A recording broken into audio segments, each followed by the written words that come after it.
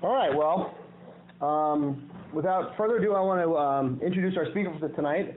I corralled her after hearing her speak in, I think it was either Galway or New Brunswick or something along those lines.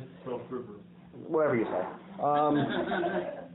And I was taken by the spiritual nature of her talk, and you know, I sent the flyer around, and then I said Spiritual Sarah, which she doesn't call herself that, because if she did, she wouldn't be Spiritual Sarah, right? I mean, isn't that how that works?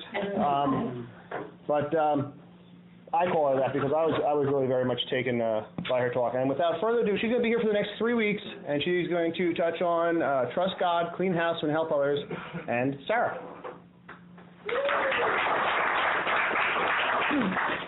Thank you, David. My name's Sarah. I'm an alcoholic. Hi, Sarah. Most people, when I come to speak at meetings, they think I'm like 5 years old. And when they start sharing, they're like, oh, I didn't think that you could offer me anything because you're like 5 years old. But, you know, I'm an alcoholic, and my life is just horrible without a connection to God of my misunderstanding, and without a connection to you guys. And I'm really happy that you asked me to speak, David, because I go to a lot of big book studies, and I read the book a lot, and I listen to a lot of speakers, and I'm in love with like spiritual concepts, but it can sometimes soak in my mind, you know, and it can sometimes stay up there, and I can find myself talking about maybe things that I know or recall things that I read, and what this workshop forced me to do was take a look at, like, what is my experience? You know, it's like, what are the things that I really, and not that I don't do this anyway, but it kind of pushed me to take a deeper look in terms of, like, what is the experience that I've had with these things? Because I've always thought and said to sponsees that it's more important that I read this book once and then put it away and never ever read it again, but practice what it says every day of my life, than it is that I read it over and over again and never do what it says, you know? Because this is like the medium, you know? Like, this book has like the directions. It's like the recipe to the cake that we're going to eat. It's going to be the most amazing cake that we'll ever have, but it's not the cake. Like, if I ate this book, it would be horrible. I'd probably get really sick. Like, I'm not used to eating paper. I don't even know if I can chew it. So it's like the way to the cake, but it's not the cake, you know. And I do a weekly 4th and 5th step with my sponsor, and he calls it like a 10th step because it's like to continue to take personal inventory, and I couple that with a nightly review. So I was telling Laura, who came with me, that it's like I can't wait for next week because like I am in cleaning house like all the time. It's like a little much. My sponsor sometimes will have to like tell me to relax, like like it's okay, like we don't have to get that deep all the time. Like when there's something blocking me from being useful to people, like I will know. Like it's very, and then I can call out the big guns. Like I don't need to spend like every moment like making sure that I, you know, stay recovered. And that part is like my not relying on God. And so that really does have to do with like what I'm going to talk about today. Okay, I don't remember what I was saying anymore. All right.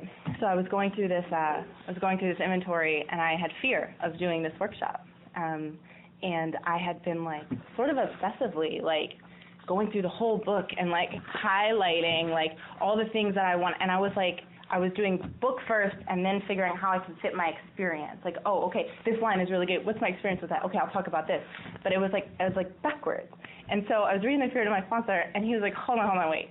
First of all, I think this is so amazing that you are having all of this fear. You're freaking out about doing a workshop, and the topic is trusting and relying on God. And I was like, oh, yeah, that's a little backwards. And he was like, Sarah, it's like, whoa. He's like, I wouldn't be writing anything down. He's like, you are already as prepared as you will ever need to be because your experience is your experience. It's yours. It's inside you. It's totally happened. He's like, so if I were you, the best way to prepare is like, he's like, I would spend time meditating and really ask yourself currently, like, what is your experience trusting God? And what is your experience not trusting God? And then he was like, what's 3 things you do right now to get from a place of not trusting God to trusting God? And I was like, oh, okay, maybe I can do that. And I started to feel a little bit better. So I don't know if this is going to be like a very clean kind of walk through steps, but I'm just going to do my best to just, talk about my current experience. And most of my experience is like not relying on God, and then how it is that I get to a place of feeling that ease and comfort of, okay, I'm back in God reliance. But I have to do that multiple times a day, so basically, like, my experience of life without a power greater than myself is hell on earth. Like, when I spiral out my fears, like the fear inventory format that I've been given, there's a million, I'm sure, and I have a lot to learn about fear inventory.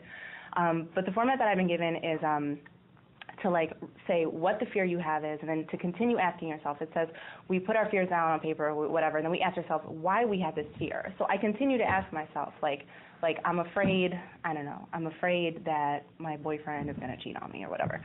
And so what if he cheats on me? Well, then I'm going to be really upset. And what if I'm really upset?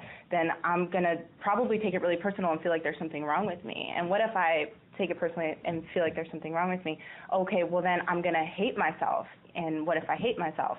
Well, then I'm always going to be looking to other people to make me not hate myself, and it's not going to work. Okay, and what if that happens? Well, then I'm going to feel always like there's something wrong, and eventually I'll spiral out to, like, impending doom. I'll either drink and die, or I'll experience hell on earth.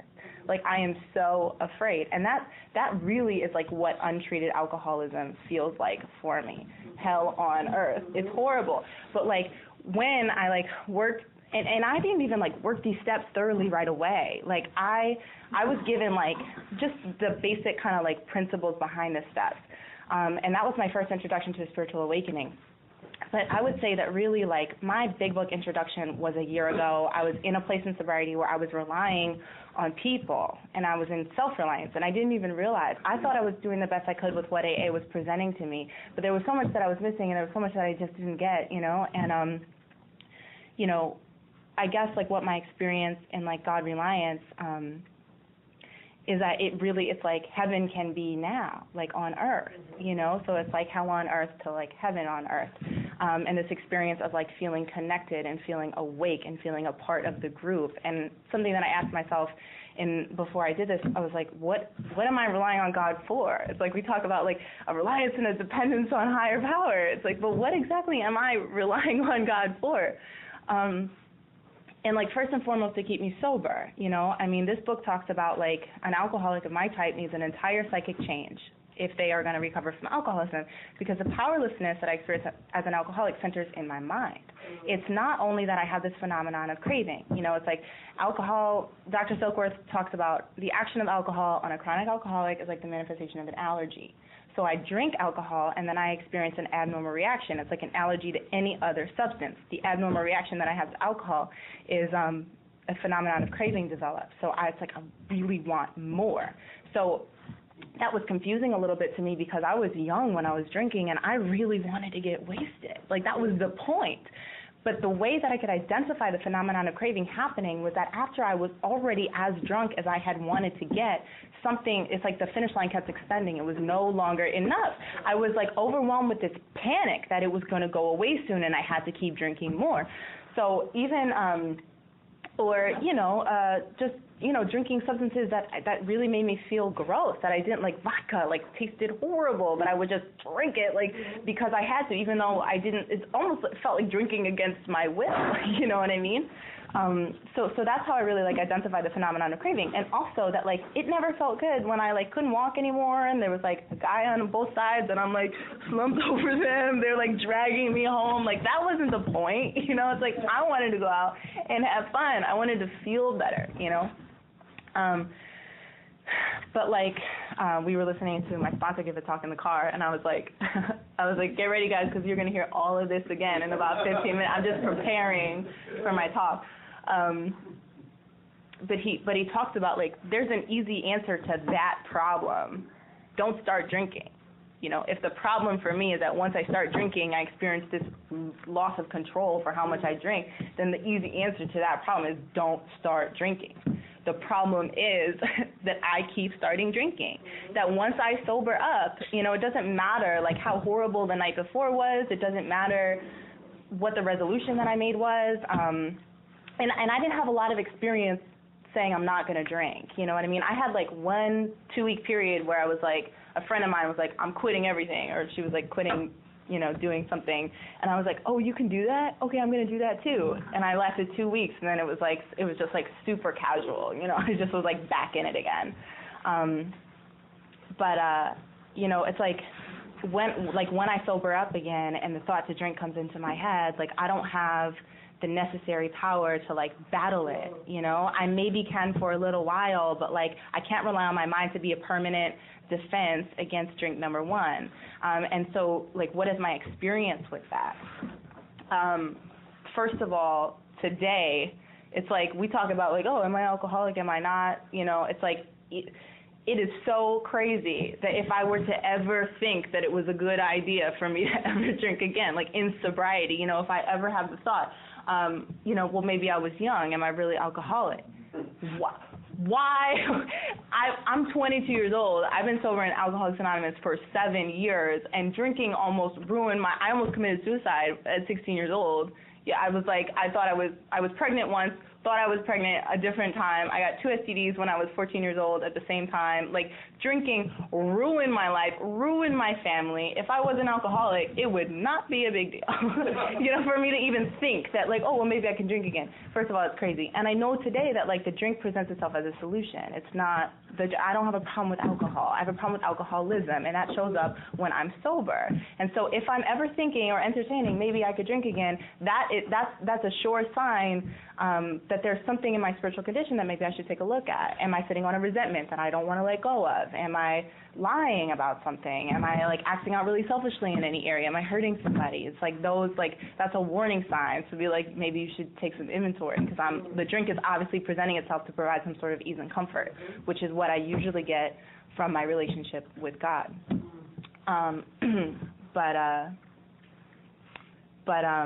You know, so that's just kind of current. But in the past, like, I got sent to a treatment center in Hancock, New York. I was there for 2.5 years, but the first 9 months that I was there, they give you a sponsor. It's a program that was based on the 12 steps. It was, you know, it was like a really awesome place, but I didn't care. I wasn't ready. I didn't want to do anything. It was basically like me just like not drinking for 9 months.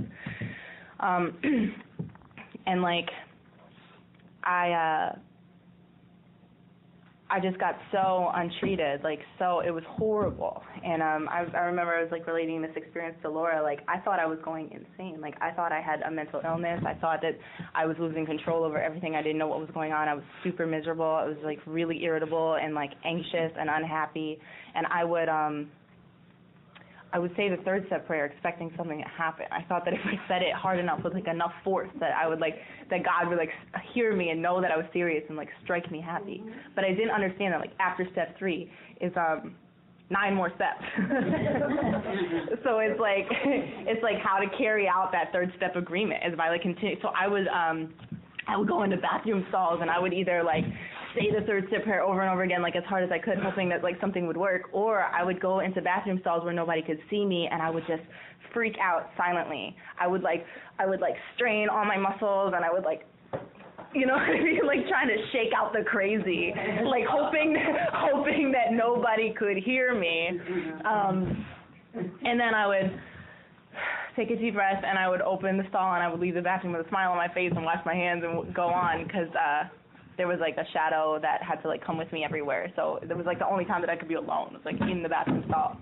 And you know, talk about restless, irritable discontent, you know, and so like that condition I feel like drives me to think over and over and over again that it's a good idea for me to drink, and then I do it, and then I'm just like in the cycle, because every time I sober up, it's me and the problem again, which is me, and then I need my solution, which is alcohol, and then I can't stop and it's a mess, and then I'm sober, and then I'm in the problem again. So, you know, the 12 steps are really like designed for me to, you know, for me to have a better experience of my life, and what having a better experience of my life means is like living an altruistic, God-centered lifestyle. you know, the 9-step promises read, okay, if we're painstaking about this phase of our development, we're going to be amazed before we're halfway through. We're going to know a new freedom and a new happiness. We will not regret the past nor wish to shut the door on it. We will comprehend the word serenity, and we will know peace. No matter how far down the scale we have gone, we will see how our experience, blah, blah, blah, blah. Feeling of uselessness and self-pity will disappear. If you add when I drank alcohol to the end of all these things, it's the same experience, okay? So we are going to know a new freedom and a new happiness when I drink alcohol.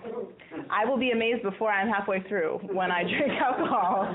I will not regret the past nor wish to shut the door on it when I drink alcohol. I will comprehend the word serenity, and I will know peace when I drink alcohol. Yada, yada, yada. And so, like, on a really good day, like, this is the experience that I have, you know, in a spiritual awakening and in a relationship with God. And, okay, so let me think. So, like, if I'm not in God reliance, like, what are the other options? Like, what am I usually in? And what I'm usually in is self-reliance or reliance on others. So those are usually the two, like, deterrents for me that, like, keep me from trusting and relying on God. And all of my pain, most of my pain that I experience in sobriety is a result of me relying on self, which is always me holding on to a disturbance because it's serving me a purpose, and me relying on others because I'm looking to them to provide my emotional security. And I do this currently a lot. The difference is today I have awareness of what's going on, and I have a format out if I choose to use it, you know. And sometimes it's hard. Sometimes when I get, like, really, really upset, it's not easy for me to just, you know, jump into the solution. But it is much more of, like, an instinct and a reflex, you know, clearly than it was before. I mean, I was insane when I came into Alcoholics Anonymous. Like, I was out of my mind. I don't even know if it pertains, but, you know, I was not the same girl sitting here. And so to talk a little bit, I guess, about self-reliance first. This was a concept that my sponsor introduced me to that I had a real strong experience with right after my 5th step.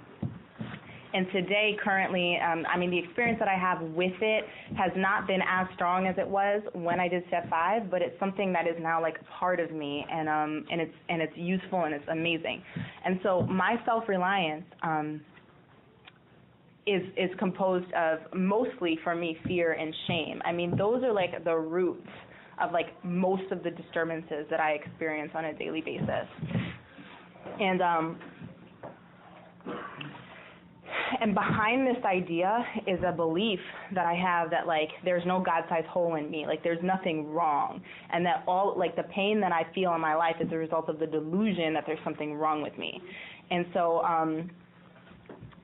if I believe that, like, God really is, like, in me and taking care of me and there's nothing wrong, then, like, this concept really works. I don't know if it will work for everybody's concept of God in this room, but it's my experience, so I'll share it with you. You know, I mean, I could behave in any way. Any situation in my life that I could ever have. The problem is, like, the disturbance that I feel about it, and the disturbance is usually trying to say something. So it's like, instead of looking at the details, I mean, I could take my inventory. If I'm resentful of somebody, I can look at where I'm selfish, where I'm self-seeking, where I'm dishonest, where I'm afraid, and I can recognize that stuff, and I can ask God to relieve me of it. Another thing, don't let me forget, I want to talk about, like, being just as powerless over, like, character defects and just as powerless over, like, wanting to be better than I am as I am over alcohol. I hope that I remember and get back to that.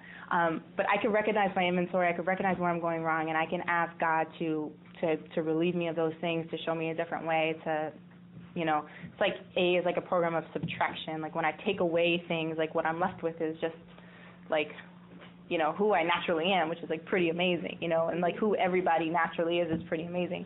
I keep trying to create myself, so this is really what I'm getting at.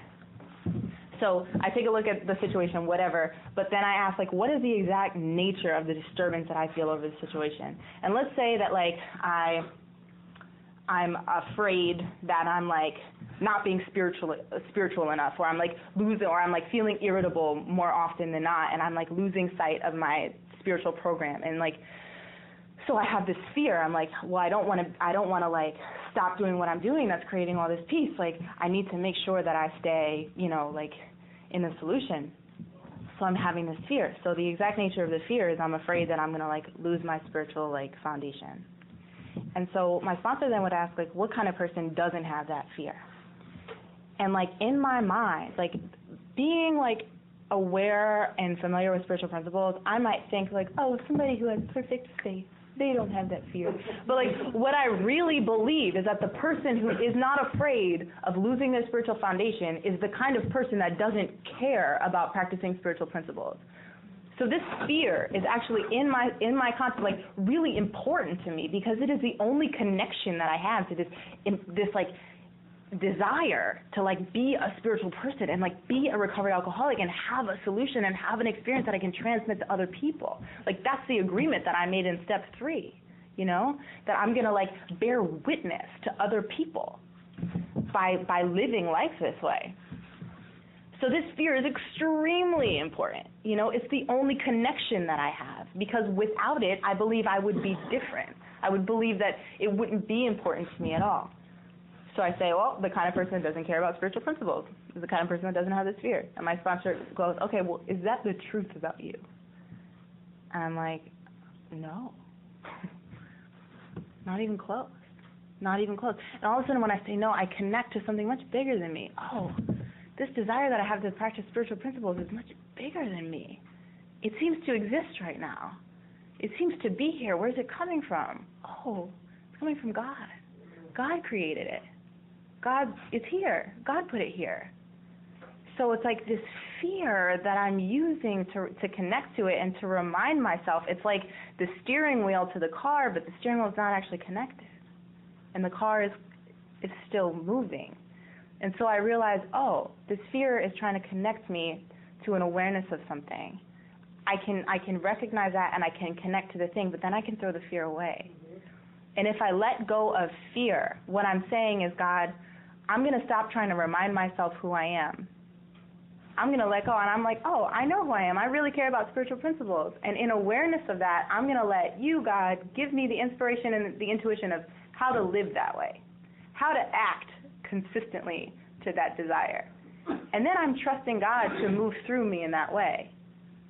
And I'm not like relying on self to try to remind myself always who I am so that I can like do what I want to do.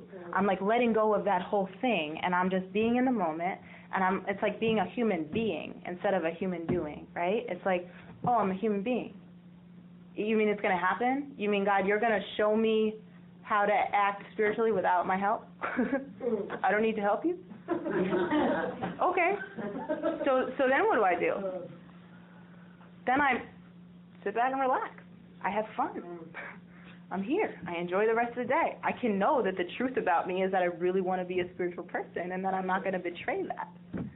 But if I'm holding on to fear to remind myself of who I am, the thing is I'm going to always need to create fear so I can experience the fear so I can remember who I am. So I'm always going to be betraying. It's the same with shame. Like if I have shame that I'm not healthier or whatever, if shame is the thing that I'm using to remind myself that I want to be healthy, then I'm always going to need to do things that are unhealthy so I can feel shameful about it, so I can remember who I really am. So it's like letting go of this whole self-reliant thought, this whole self-reliant component, and like really trusting that like these desires that I really are so important to me are way beyond my making. They're way beyond my control, and they're going to continue to exist without my help.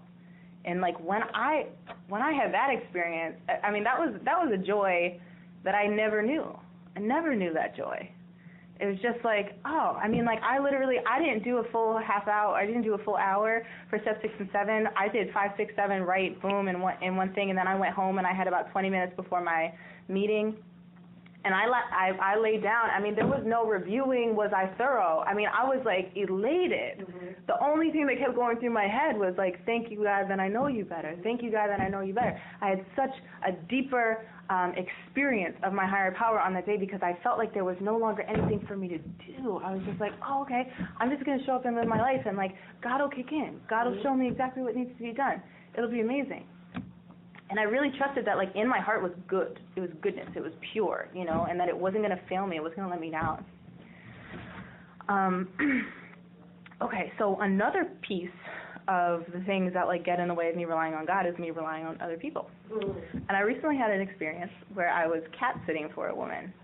And I think I just have to admit that I'm not well enough to deal with cats. Like I don't want to limit God. You know, I'm sure that at some point God is way more powerful than cats, and God can work through me in a way that I can be like the cat whisperer. But I don't think I want to be, and I think that that's okay. And I have this dear friend who I hope does not listen to this tape because she's in the program. Don't tell her about it. And you know, I felt guilty. I didn't want her to be upset. So I'm like, sure. I've stayed for her. I've like watched her cats before. And she asked me to do it for 2 weeks, and I said, okay, I'll stay in your apartment and I'll watch your cats for 2 weeks. And they are moody and temperamental. They don't respect me. They don't listen. All they want is what they want. I mean, they're like me when I was drinking. And I have to show up and clean the litter and feed them and be a presence of love for them anyway. You know, and talk about ego deflation. Like, talk about, I mean, every self-seeking tenant. I got more angry at these cats than I have gotten at a human person in 3 years, right?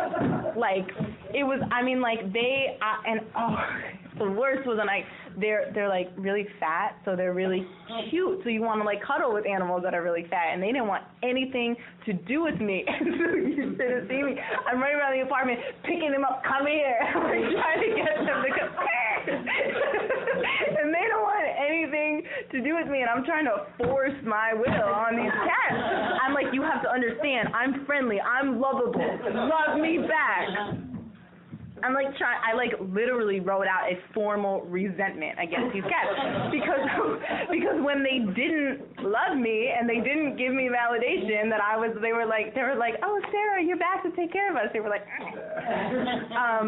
I mean, this is not funny. I mean, I hope you guys laugh and you don't think I'm crazy, but I wanted to hurt them. You know what I mean? I was like, the one cat like bit me in the wrist. Like, I was leaving a message for David, and I was like talking to him, and she was sitting next to me. I was like mindlessly petting, and I didn't hear her like snaring or whatever to like not touch her anymore, and she like jumps up and like clamps onto my wrist, starts wagging her head. I'm like, David, I just got bit by a cat. That was not nice, Rika. I have to go. I wanted to squeeze her head until it popped. You know what I mean? I just wanted to kick her. And I'm not a violent person. Well, I used to be when I was drinking, but I'm not a violent person. I'm very loving, caring.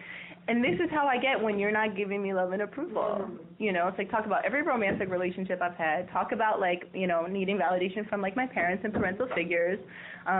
So many times, like, I will self-seekingly make a decision that puts myself later in a position to be hurt. I didn't want her to be mad at me, which is not about people-pleasing. It's about me not wanting to be comfortable. And the whole thing is rooted in, like, me deriving my sense of security from, like, the opinion, approval, and validation of others, you know?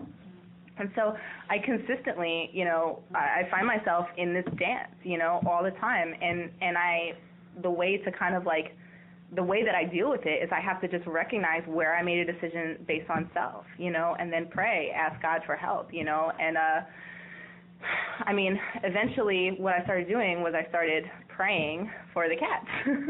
I started saying the resentment prayer for the cats so I could show up and be a source of stability and love, because something that, like, a working reliance on God also gives me is the ability to be unconditionally loving, which I think is, like, really one of the points, right? It's like to be love and service is, like, something that AA is trying to fit us to be, you know? It's like in the ninth step, it talks about our next function is to fit ourselves to be of maximum service to God and my fellows. Prior to that, they talk about selfish self-centeredness being the root of our problem. So selfish self-centeredness, my needing everybody to provide me with love and security, is the root of my problem. And so altruism, you know, and this spiritual awakening is the answer to that. And so that comes up for me a lot. I mean, my self-seeking is like a lot different. You know, it looks a lot different than it used to, but it absolutely still comes up all the time. And so what I do is I just like recognize, like, okay, where am I being selfish? And I wrote out, you know, I like worked the steps on this like resentment and this like anger with the cats, because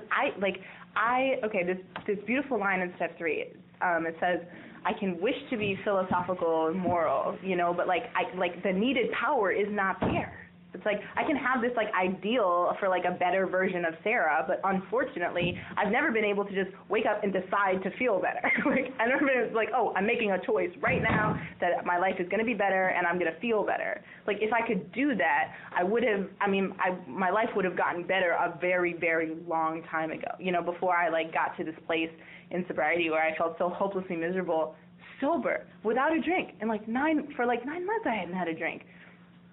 And I really thought that I was like not gonna last for another second in my experience of life as it was.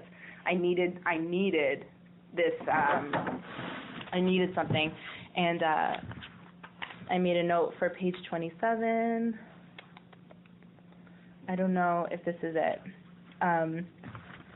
Maybe it's in the spiritual awakening.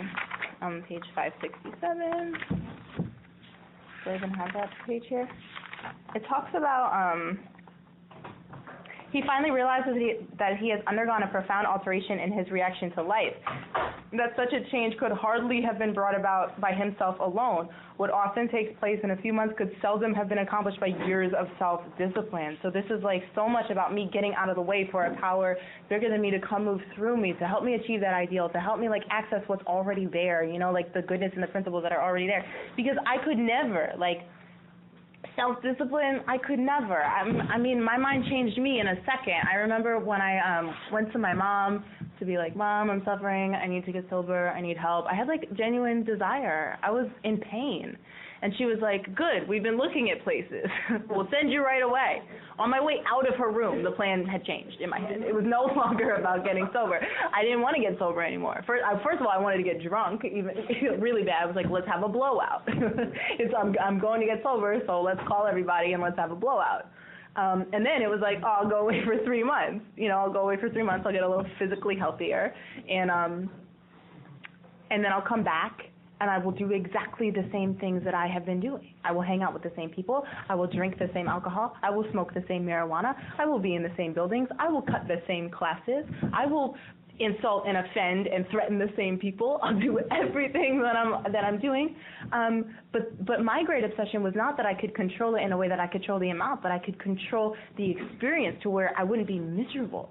You know, my alcoholic life seemed the only normal one, but there was something very, very abnormal about what was going on. And I was like, maybe I can just take the abnormal part and throw it out the window and then just really actually feel comfortable, you know, in what I already think is normalcy. So, yeah, I don't remember what I was saying, but I was talking about the cat. And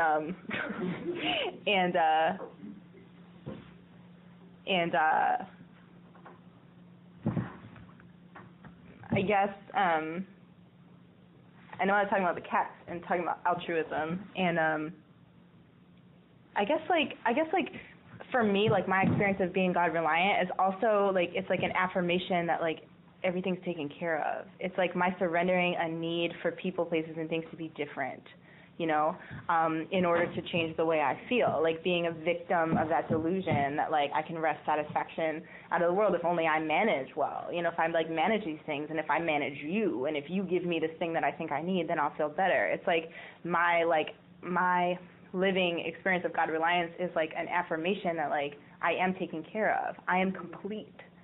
I lack nothing, therefore I need nothing specific from you. I am free to love you as you are. And if the details of your life are consistent with the details of my life, you know, then like we can like be together in harmony. And if they're not, then that's okay.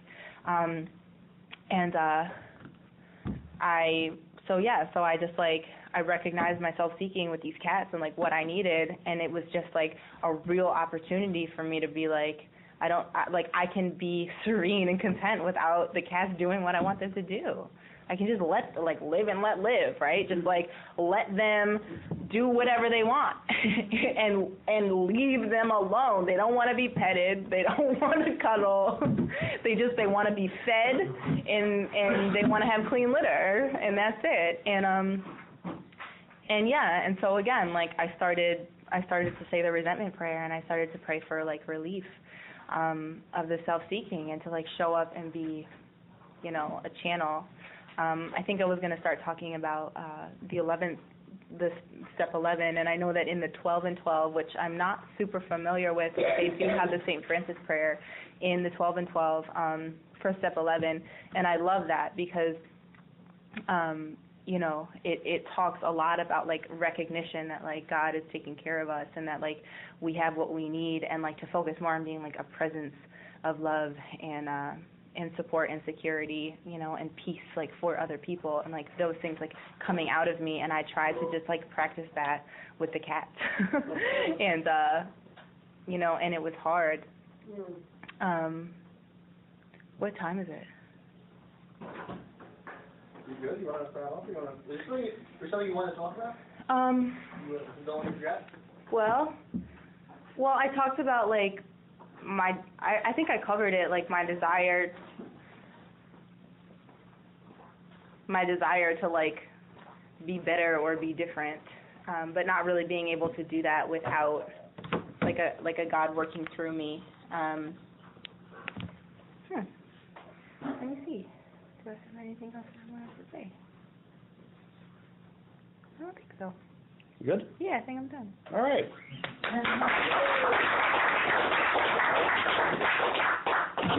All right, well. Around, and you after you've been a member for 6 months, you get a magic wand. And I'm kidding. All right, so Sarah's doing Trust God, Clean House, and Help Others. And it is with great pleasure that I introduce Sarah from Big Book Magic. Tonight she's doing Clean House.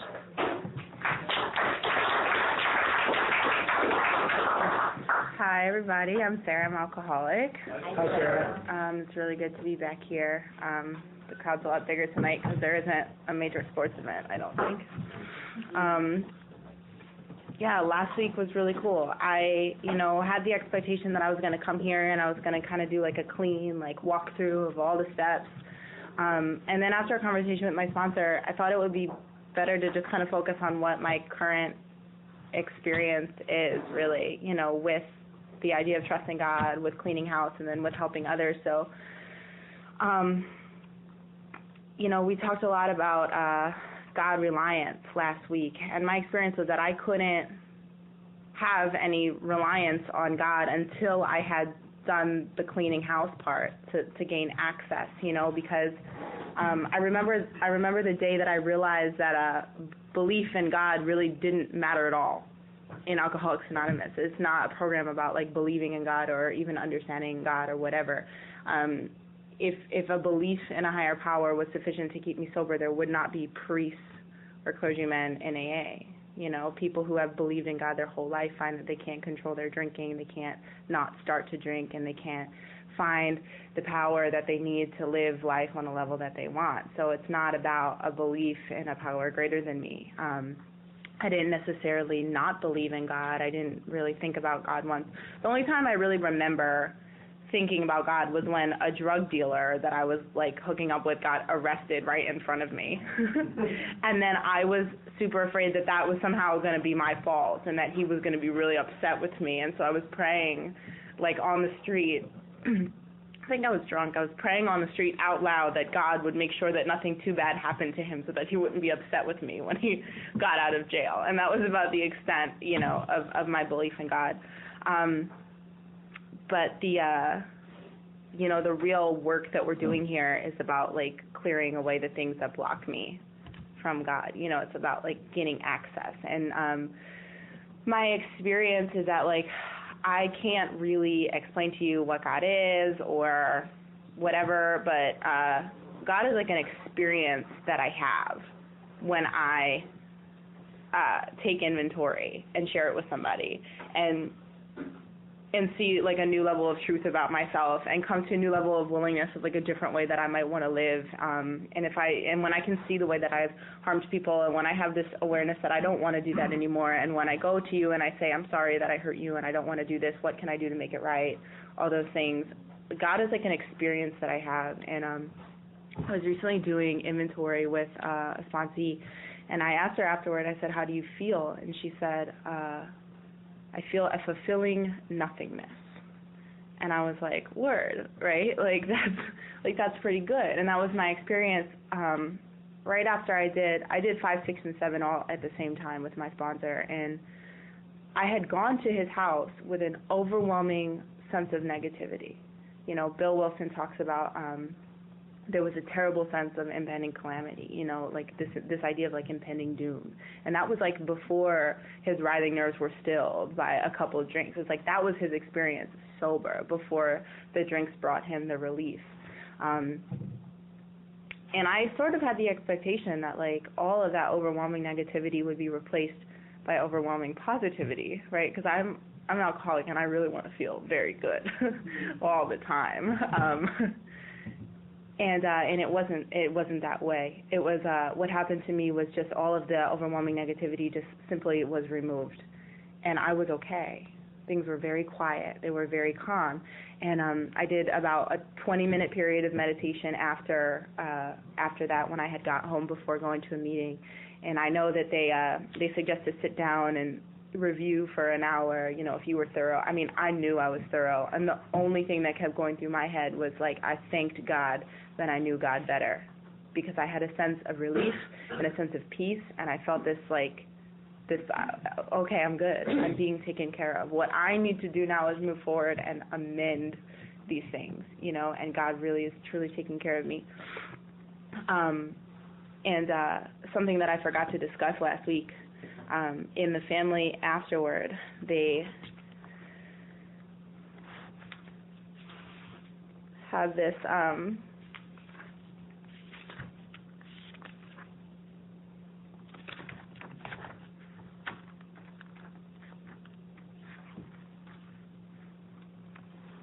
part that really describes like when I'm getting out of the way, and how this relates to like clean house is that like the clean house is like the build up for like this experience.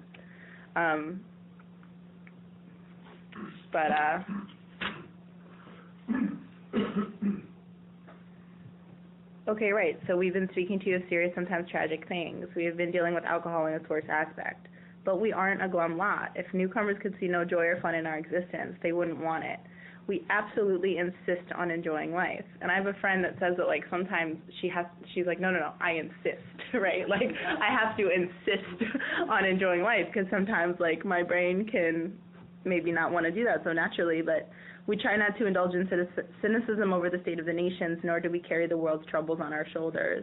When we see a man sinking into the mire that is alcoholism, we give him first aid and place what we have at his disposal. For his sake, we do not recount and almost relive the horrors of our past, but those of us who have tried to shoulder the entire burden and trouble of others find we are soon overcome by them. So we think cheerfulness and laughter make for usefulness. Outsiders are sometimes shocked when we burst into merriment over a seemingly tragic experience out of the past. But why shouldn't we laugh? We have recovered, and we have been given the power to help others. I mean, this is just, like, amazing. Everybody knows that those in bad health and those who seldom play do not laugh much. So let each family play together or separately as much as their circumstances warrant. We are sure God wants us to be happy, joyous, and free. We cannot subscribe to the belief that this life is a vale of tears, though it was once just that for many of us. But it is clear that we made our own misery. God didn't do it. Avoid, then, the deliberate manufacture of misery. But if trouble comes, cheerfully capitalize it as an opportunity to demonstrate his omnipotence. So there's a couple things going on here. The idea that, like, my troubles and my misery are of my own making. And my boyfriend's sponsor said this once in a meeting, and I never forgot, the idea that misery actually has to be manufactured. Because if God wants me to be happy, joyous, and free, and God is the only thing that is actually real, joy is the only thing happening. So when I had this experience of cleaning house with my sponsor and feeling some relief from the misery that I was manufacturing, and I stopped manufacturing misery, even though, I mean, the perfection of that experience lasted 24 hours. Since then, it's been daily practice, right, of continuing to take the action, and I get disturbed all the time. But if I didn't have inventory and I didn't have the steps to continue practicing, I would be screwed. I am a recovered alcoholic. My obsession to drink alcohol has been lifted. I have the capacity to be useful and helpful to you. I no longer feel like everything is falling down on me. If I'm in a situation that's baffling or troublesome, it's okay. I have the capacity to relax and take it easy. I run it through the process of inventory. I'm willing to learn. I don't have too hard of a grip on the expectations of what exactly should happen, and if I do find myself gripping, it's okay. It's I'm able to let it go more. But I'm not cured. I'm not cured of alcoholism, and I know that in my bones, right? So I'm very, very happy that I still have this process. But when I stopped manufacturing misery for that 24 hours, the most natural thing for me to do was have fun, and it was the thing that made sense. Play, laugh, have fun, relax, enjoy. It's just those things were just kind of coming out of me. So anyway, those are sort of at the end. Okay, but what's going on with me? I'm an alcoholic. That means not only that I cannot control the amount of alcohol that I drink once I start drinking, but it means that I actually do not have a choice whether I'm going to drink or not. That didn't change when I came into AA. It wasn't all of a sudden I came into AA and now I'm around these people and I go to these meetings, so now I have a choice. I can choose not to drink. That wasn't my experience. I came to AA and I was in a lockdown thing. That was all they did was talk about the 12 steps. It wasn't necessarily an AA meeting in the book, but the spirit of AA was in this place, and I ran away from this place after 9 months trying to pursue a drink of alcohol. Because I essentially, what happened was I was totally insane. I was suffering from a spiritual malady. I'm full of self, and I had no defense. When the thought to drink came, I was not able to reason. The sanity inside me was not strong enough to reason with the temptation, right? And so I ended up, giving into it regardless of how that would affect me and how that would affect the people who cared about me.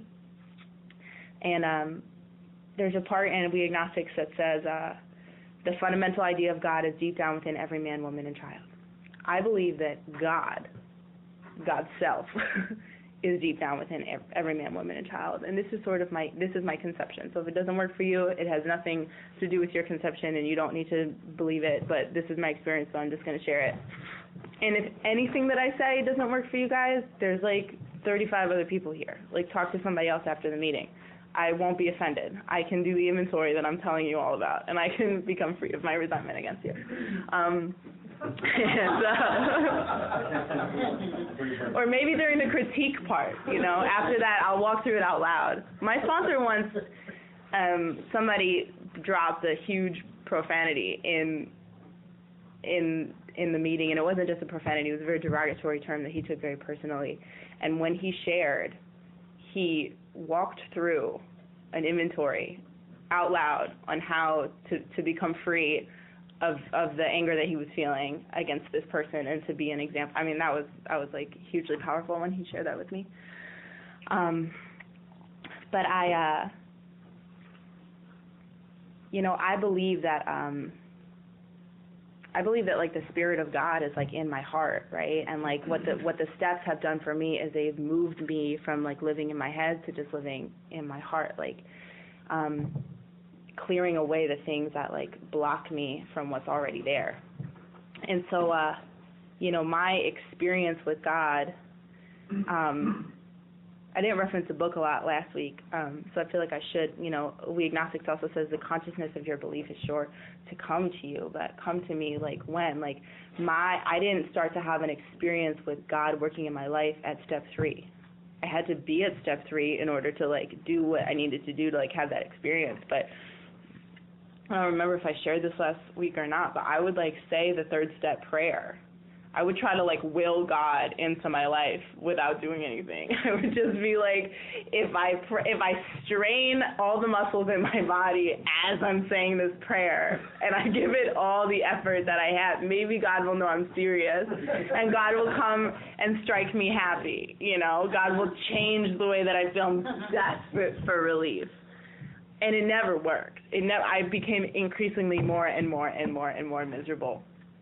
And I had like some taste also of like working the steps, but I wasn't, my first 4-step that I ever did, they threw me in a corner in this treatment program I was at, and they said, you can't get out until you write this thing. And then they had some girl come sit with me who really didn't know what she was doing either, and I'm like writing these like stupid columns that I don't understand. I'm getting no freedom. I'm digesting no chunks of truth about myself. I'm not understanding anything. I'm just trying to stay out of trouble. But yeah, eventually, I got into enough pain of just living by my own resources alone and like in my own head that I didn't think that I was going to stay alive. Like I didn't want to stay alive. I didn't know how I was going to survive past the age of 16 if I didn't have some relief from myself, from my sober condition. Alcohol was the only thing that worked to fix the way that I felt. And alcohol gave me what the promises talk about. And so I needed like a better way to get the promises, and luckily they are the promises that we get after step 9. So I can just do, not like an isolated step 9 where I'm like walking away. I mean, and I don't know, maybe that's what Dr. Bob did. Dr. Bob made all his amends when he had been drinking beer that morning to be still enough to perform a major surgery, and when he left the surgery, he was like, I'm going to do it. I'm going to do this thing that you're telling me about, Bill Wilson. And he went around and made all of his amends that day, and he never drank again.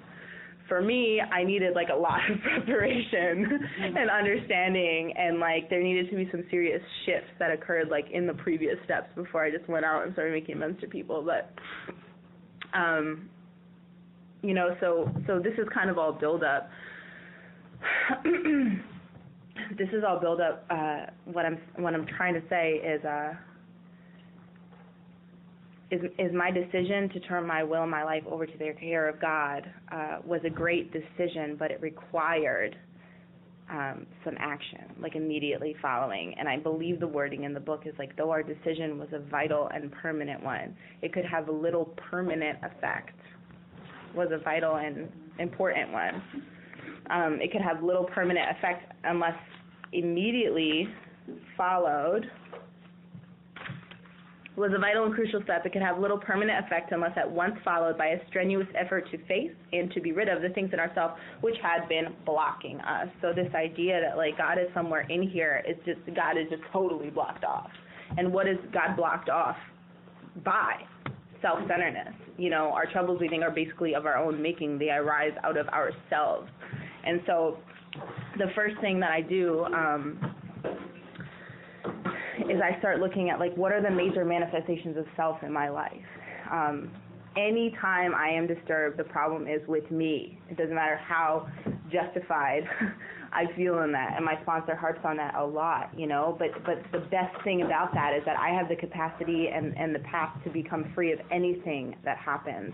And I have not had to work through super tragic things in my life, but I have had enough example from you, and I'm not going to go cause a tragedy so I could do it and prove to my, you know what I mean, but like I have had enough example from people in my life who have worked through trauma and tragedy and kept the focus on them and became free and got willing to forgive and all that stuff.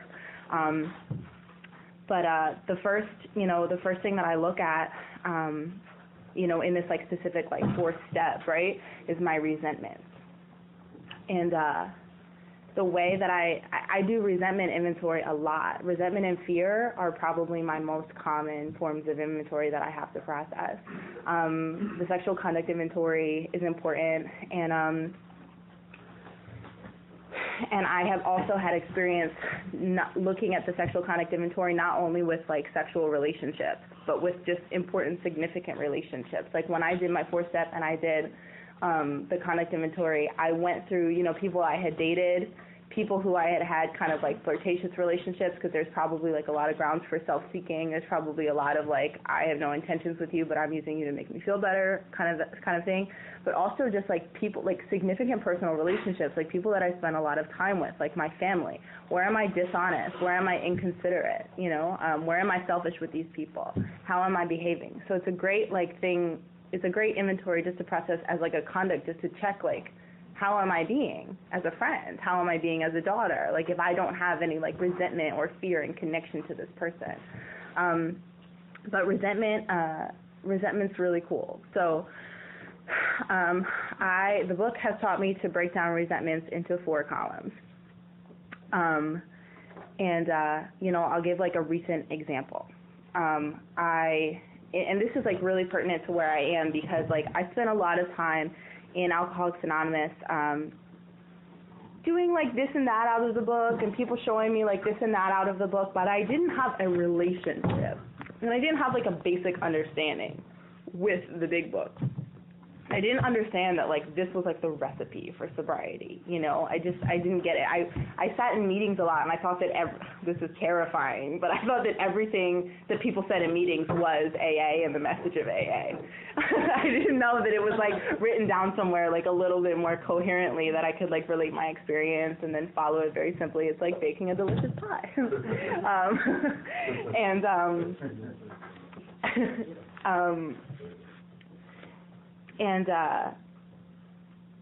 And so when I got on, there's this hilarious part in the family afterwards. Assume on the other hand that Sarah at the outset has had a stirring spiritual experience. Overnight, as it were, she is a different woman. She becomes an AA enthusiast. She is unable to focus on anything else. As soon as her sobriety begins to be taken as a matter of course, the fellowship may look at their strange new friend with apprehension, then with irritation. There's talk about spiritual matters morning, noon, and night. She may demand that the home group find God in a hurry, or exhibit amazing indifference to them and say that she is above worldly considerations. She may tell other people who have been members of AA all their life that they don't know what it's all about, and that they had better get her brand of spirituality while there is yet time, right? So it's like, I have this like burning spiritual experience. All of a sudden, the whole thing makes sense. I understand my alcoholism. I understand my need for power. It's amazing. And I'm running around AA telling people that they don't know what they're doing, you know?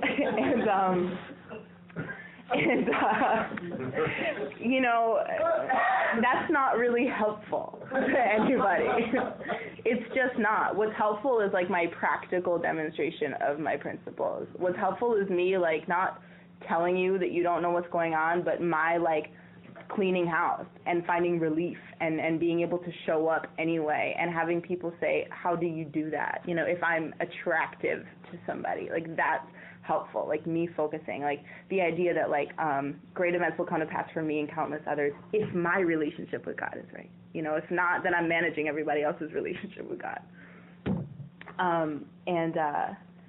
And so I've struggled with the big book being something that separates me from people, you know, and it's not only people who don't have the same relationship with the big book that I do. I definitely, it's like, I have like a very basic kind of like judgment separation that I've had to like really inventory, like the arrogance in that, you know, and the spiritual pride. But the big book can be something that separates me from other big book people, right? Because I'm so insecure. I relate so much to Bill's story, and I didn't until my sponsor took me through. But I proved to the world that I was important. You know, the inherent low self-esteem in that situation. All of my relationships have been about, you know, this like dependence dynamic, you know, that I'm like seeking something from you. I'm looking. I've never once been free to just freely give love, you know, to just like be a channel and a vessel for God. I have like an expectation and a dependency dynamic in everything that I do.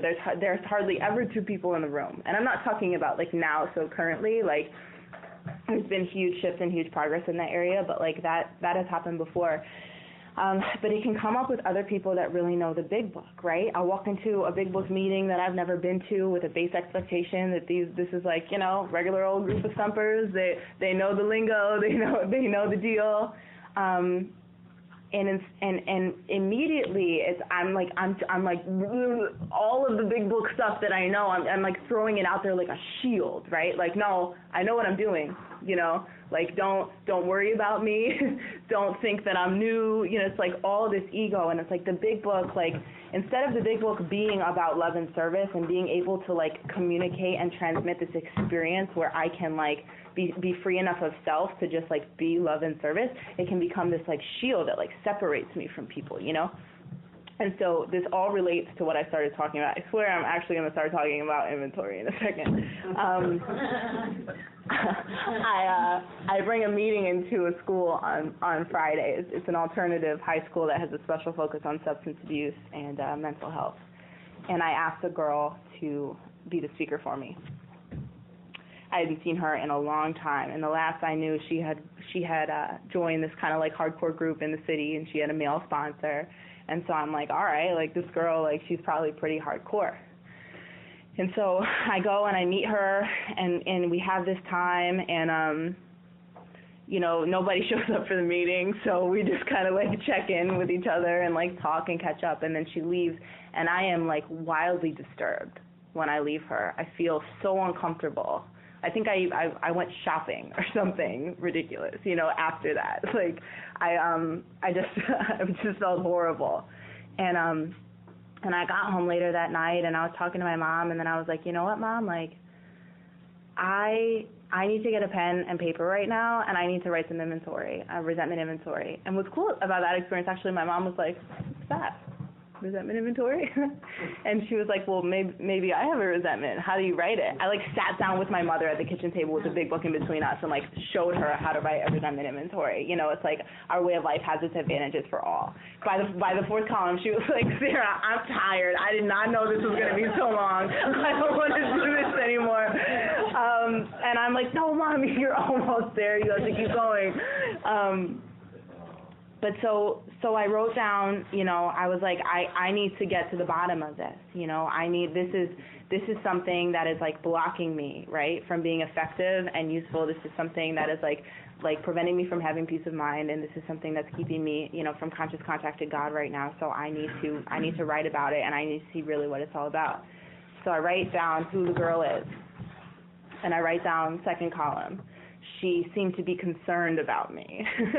Why was I upset with her? She wasn't very communicative, you know. She didn't share of her life, of her personal life, the way that I was sharing. I was like telling her everything that was going on. You know, she was like a little more reserved. I was horrified. I was like embarrassed that I had like, you know, just like thrown up all this stuff, you know, like here I am, here's what's going on.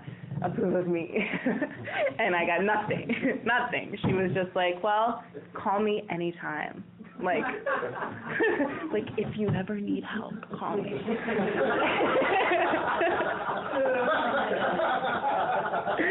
And I'm like shopping out. I'm like what? And you know, okay, so that's second column, right? But like when we leave the second column, we leave the second column. Like so many times I'm doing inventory with people, we're on column 4, and they start saying so. I'm like, gee, that's funny. That sounds a lot like column 2. We're not in column 2 anymore. We left that town a long time ago. And I go into column 3, and the column 3 is like, what does this affect? You know, it's like, what major part of self is this affecting? And they give us this list, right? Is it my personal relations? Is it my sexual relations? Is it my self-esteem? Is it my ambitions? Is it my pocketbook? Is it my emotional security? So these things. And I recently got put onto like a little bit of a deeper column 3 that I really enjoy, because the fourth step promise is that I will have digested some major chunks of truth about myself. They're not promising that I have any relief. They're not promising that anything happens. They're promising that I see myself differently, right? I'm the business owner who I'm going through seeing like what has expired, you know, what is no longer working. And I'm kind of separating things. And so I was like, well, it affects my self-esteem, right? So what am I really saying? I'm like, well, she didn't approve of me. You know, she didn't treat me the way that I wanted to be treated. She didn't comfort me and tell me that everything was going to be okay, and that affects my self-esteem. So what's another way of saying that? Oh, my self-esteem is attached to being approved of by other people. Simply. It doesn't have anything to do with her. It's like me. it affect my personal relationships? Well, what about it affected my personal I feel like I don't want to be close to her now. You know, I feel like I don't want to be close to people unless, you know, we have this like connection, or unless she's seeing me. It's like the exact same thing. It's like my personal relationships are attached to people seeing me in a certain way. So I'm consistently trying to like prove to you, I'm showing up, here I am. I'm Big Book Sarah. I'm Spiritual Sarah, as Dave named me for this series of talks, you know.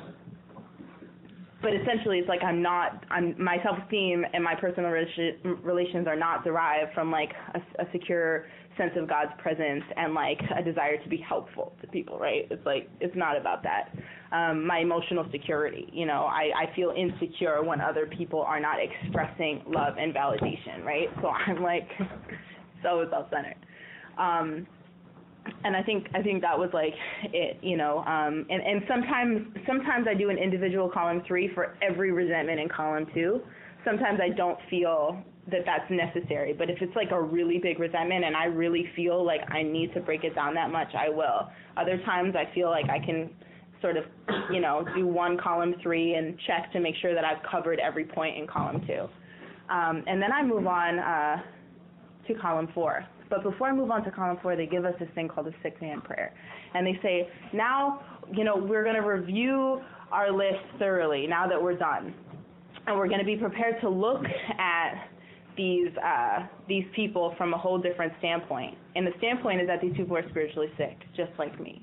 You know, and then I'm going to ask God to relieve me from being angry, to show me how I can be helpful, and to help me to treat them the way that I would treat any other sick person. I have a hard time with this prayer because I don't always believe that the person that I'm resentful at is spiritually sick. Not that I just think they're a horrible person, but I usually feel like I'm the spiritually sick one. Like, I like a victim. Like, when I have resentment against my boyfriend, I'm like, he's not spiritually sick. He's just, like, beautiful, loving person. And I'm a nut job who doesn't know how to be intimate, or who doesn't know how to be in a relationship, you know what I mean? So I sometimes don't feel the need to, like, pray for this person is spiritually sick. I know they're not. You know, I am. And so I don't always say that prayer. It depends on, like, really depends on like how angry I am and how justified I feel I am. I feel like that's the gauge for me. But then the direction, you know, that you guys gave me is to put out of my mind the wrong that the other person has done, and to focus on 4 things. Where had I been selfish? Where had I been self-seeking? Where had I been dishonest? And what are my fears? And so selfish, boom. I showed up. The entire thing from the get-go was about me and how she was going to make me feel. That's it. You know, I did not show up with a spirit of, oh, I haven't seen this girl in such a long time. I wonder what she's up to. We're going to bring this meeting in. We're going to give these kids some hope. It's going to be amazing. No, I was tired. I was in fear for something the night before. I was totally in self. The whole thing was about me from the start. I'm thinking about me the whole time. I'm in total fear about what she's thinking about me. Okay, write that down. That's where I'm selfish, self-seeking. I'm trying to derive self-esteem and security from like how she's treating me and how she's making me feel. You know what I mean? I'm trying to give her everything that I think she's going to want to hear for her to say, wow, Sarah, you are really on the beam. And I'm like tatering on the beam. You know what I mean? Like about to fall off. And so that's self-seeking, right? It's like every time I'm trying to like gain my sense of security from like how you see me, I'm trying to like get my sense of self like through your eyes.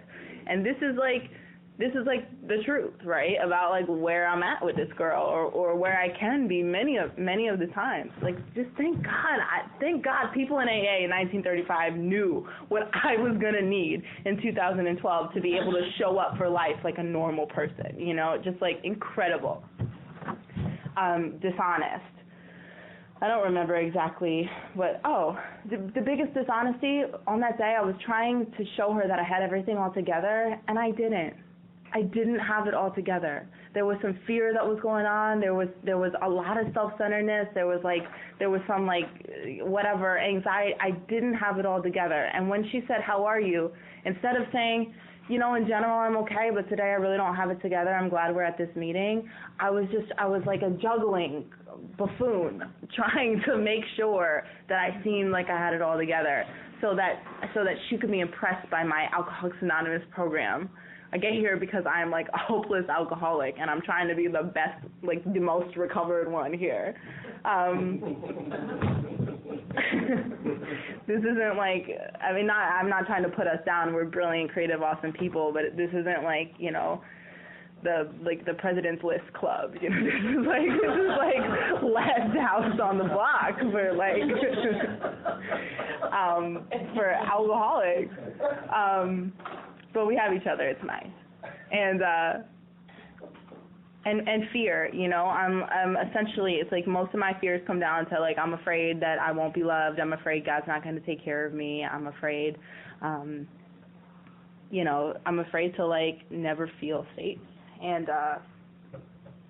you know, I had a lot of those fears that I'm not good enough and blah, blah, blah, blah, blah. I fear that she judged me. So what if she judged me? The idea is like we write down our fear and we ask, so, like, why, we ask ourselves why we have this fear. I'm afraid she's going to judge me. Well, why am I afraid of that? Because if she judges me, I feel horrible about myself. What if I feel horrible about myself? Well, then I have no sense of relief, you know, and I'm either going to, like, kiss butt and then feel even more miserable, or it's just never going to go away or whatever, and most of my fears spiral out to, like, I'm going to end up drinking and dying. You know, it's just, like, going to be the worst thing ever in my, like, fearful world.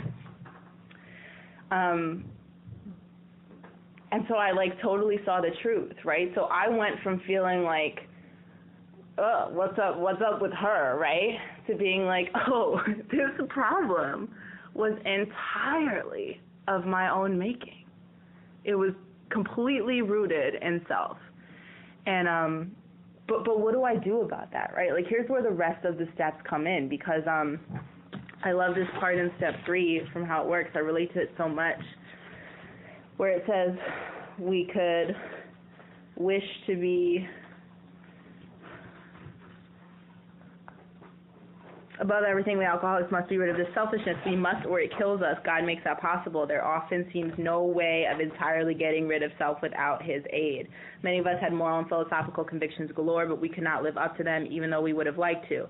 Neither could we reduce our self-centeredness much by wishing or trying on our own power. We had to have God's help. The only way that I know how to get God's help is through prayer and the process of 4 through 9. That's the only way that I know how to, like, clear enough of, like, Sarah away to get, like, Sarah's spirit sort of, like, coming to the surface and, like, expressing itself naturally. That's just the experience that I've had in AA, and that's what you guys taught me. So once I saw the truth about myself, I'm like, God, there's nothing that I can do to make myself different. I can't like go in and like cut out this like part of me that like is desperate for approval and validation, but I can recognize it for what it is, and I can really ask for help, you know, and I can, like, you know, what would the opposite of that look like? Oh, it would look like me knowing that I'm enough, having like some security in my relationship with God, and asking for a constant thought of others and how I can help meet their needs. It would look like me showing up for this girl with a genuine sense of, oh, hey, I haven't seen you in a long time. How have you been? What's going on in your life? You know, and then listening. And just being there and not expecting anything, affirming that, like, things are complete and that it is all okay. So, like, am I willing to maybe have that experience? Am I willing to grow towards that? Am I willing to ask God to relieve me of the self-centeredness and trust enough that, like, my solution is not working and there might be a better one, and that I can, like, become available for that experience? Yes, I'm willing. God, help. So it's kind of like 6 and 7. And you know, sometimes at this stage in the game, I take inventory so often that, like, sometimes it just hits me very naturally, and I don't need to kind of run it through and process with somebody. My first major 4-step, I absolutely needed to do that, and probably 95% of the time I do that. But this one, it was like the steps kind of came out of me very naturally. Like, I knew instantly. Like, I was still at the kitchen table when this was happening, and something very humbling thought came to me, and it said, you need to call her and tell her the truth. And I was like, oh boy. Okay. it was just a beautiful experience. And as soon as I knew that I needed to make an amends to her and that I needed to like confess like all of the self-centeredness and all of the self-seeking, this giant sense of relief came over me. It was done. It was already over. All I needed to do was make the call. I called her the next morning. I had told my sponsor or somebody, I don't remember, I was like, I have this amends to make, but it felt natural. I trusted the instinct. It was fine. She didn't call me for like 2 weeks. I called her once, left a message, called her again, left a message, and then dropped it. And like 3 weeks later, she finally called me. And when we connected, I just said, I owe you an apology. I spent the entire time that we were together a couple weeks ago trying to impress you because I thought that would make me feel better about myself. I had an image of you as being this woman in this hardcore group with a male sponsor, and I thought that I needed you to know that I played hardball with the boys, you know, and because of that, I was not present for you at all, and I was not a friend. I was hardly even there, and you deserved so much more than that from me. And is there anything I can do to make it right? And, you know, she's like a loving, amazing woman in AA, and she felt like it was totally unnecessary, but she thanked me, and then she supported me. I was on my way to a job interview, and, like, that's essentially, like, at this stage in the game, like, the way that the process works for me, like, the way that I, like, feel this giant disturbance, and then I need most of the time to write it out. I feel the relief when I write it out, and I take it through the steps. Yeah, and then it was just like disturbance over, you know, and then I like went through the rest of my day, you know. I only have a couple minutes left.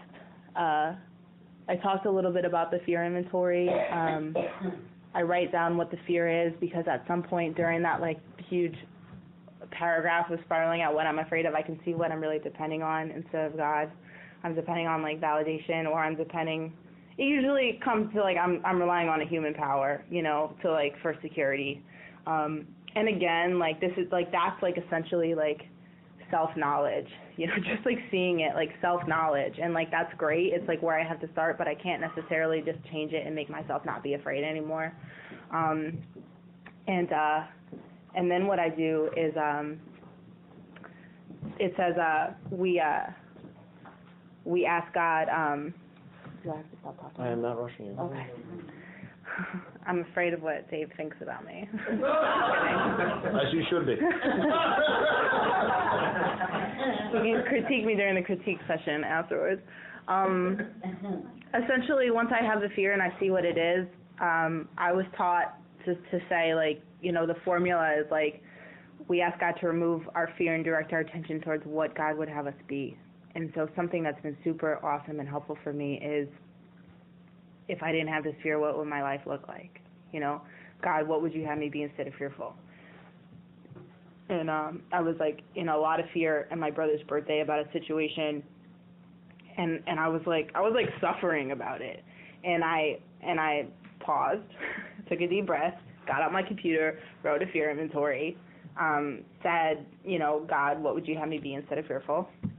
And I closed my eyes and I started writing everything that came to me. And I just had like the most powerful experience with that format, because the things that were coming to me had nothing to do with fear. They were like, if I wasn't afraid right now, I would join the party. I would ask his friend how he was doing. I would sit down and eat dinner. I would get a glass of water. I would call a sponsee. I would have fun, and like all these things. And like as this like intuition, this like intuitive self pouring out of me, I'm becoming farther and farther and farther away from this fear that was dominating and running my life 5 seconds ago. You know, and I instantly feel back in line, right? Like back in touch with like the God inside of me. Like I'm sure that God wants me to be happy, joyous, and free. Like it is not that bad. And then I have like my plan of action. I'm like, okay, so now I have to go do those things. You know what I mean? And like meet God halfway in that sense. So yeah. So that's like the setup for the amends process, like 4, 5, 6, 7. That's kind of like how I work 10 though more now. It's like in the moment, like as I feel disturbed, but like I did a more formal, like, long version of like that inventory and the fear, and then I did look at, like, you know, my conduct and like the way that I was like self-centered essentially, and like using people. Like, it's like this whole thing, like all of my disturbance boils down to my self-centeredness and my like inherent inability to just like love people and like be there for you guys and be unselfish. But I've had some like really amazing experiences with amends, like on the bigger scale, because amends are very, very important. My first 8-step that I did in Alcoholics Anonymous, I started making the amends and then I just stopped. And I had no correlation between not making amends and the misery that I was feeling. When I started going through the steps again last year, and one thing that I did was I made sure to be very, very thorough about my 8th and 9th step. I took my first one back out. I uncovered it from wherever it was. I went through my through the 4th step that I had just did, and I checked off all the names that I felt like the resentment had actually caused harm to the people. I could see the harm that I caused in my 4th column. Not everybody on my 4th step knew, and not everybody in my 4th step needed to know. Like, those things would just cause more harm if I went and said, you know, I really hate you, you're really terrible. But there were a lot there that I needed to do the same thing that I had done with that girl and really clear up my side of the street, so that I could just be like more helpful, more useful. You know, I started going through that, and that was like maybe 6 or 7 months ago. I had like 60 people on my amends. I mean, I was like everyone that I have ever known that I have even possibly, you know, mistreated was like on that. Like, I wanted the demon like out, you know. I was done. I have like 13 names left. Most of them I have already made one approach to, and it's not quite time. I potentially have an amends scheduled for like a little bit later. Like, it's possible to make your amends. You know, it's not impossible. It's possible. And it feels really good. There's something magical that happens, you know, when I'm in the steps, when I'm not just trying to manage my life with my own thoughts about what that should be like, but when I'm just like showing up for the step process, you know. And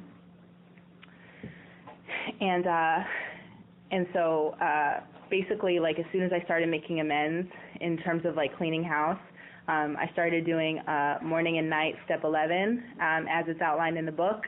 And I also started doing a weekly inventory with my sponsor. So step 10 is essentially designed to be practiced for me every time I feel disturbed in the moment. I'm watching for selfishness, dishonesty, and resentment and fear. I'm like turning away from these things constantly all day. I don't do that perfectly, you know. And what's helpful for me is that earlier this morning, every week, my sponsor and I have an appointment, and the day before, or if it's that night, that morning, I send him a written, it's kind of like a written 4-step. It's like a long 10-step. I confess any mistakes that I've made that week. I write about all areas of selfishness. I inventory any resentment that I have. I write about all dishonesties, and I inventory any fears that I have. And then I have 8th and 9th step up for consideration. So I have like a running 8th and 9th step list going on, and I will read this with my sponsor every week. And that, coupled with, you know, like activity in my 9th step, it hasn't resulted in me like floating around the world and feeling amazing all the time, but it's given me the sense of like emotional stability, like I said before, that even when things are not figured out and I don't have it all, that it's like, it's okay. Like, it's okay. Like, I'm showing up. I'm like fairly present, you know. I'm like fairly able to like help people, and I'm, you know, living my life, I think, the way God would have me live, not the way that, you know, I necessarily myself, my lower self would have me live all the time. So I do a lot of inventory, and I also kind of believe that like God is much bigger than the format, like not worshiping the format, being open to like different ways of doing inventory and like lots of other outside spiritual teaching. But where I'm at right now in my sobriety, I've found that like just not resisting the format and like actually putting pen to paper and like trying to stay diligent about that, it is helpful for me to like get connection to God, and maybe when I grow a little bit more, I will not need to write inventory down so much, but for right now, like, it's working, so I don't really question it. And it's 7:30 p.m. Thanks for letting me share.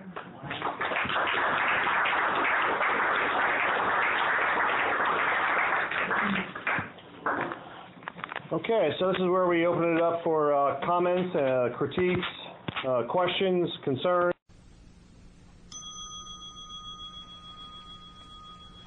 God, please help me set aside everything I think I know about myself, my disease, these steps, and especially you, for an open mind and a new experience with myself, my disease, these steps, and especially you.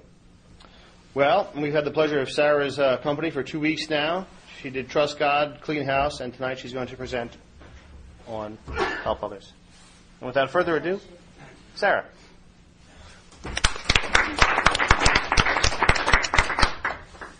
Thanks. Hi, I'm Sarah. I'm an alcoholic. Hi, Sarah.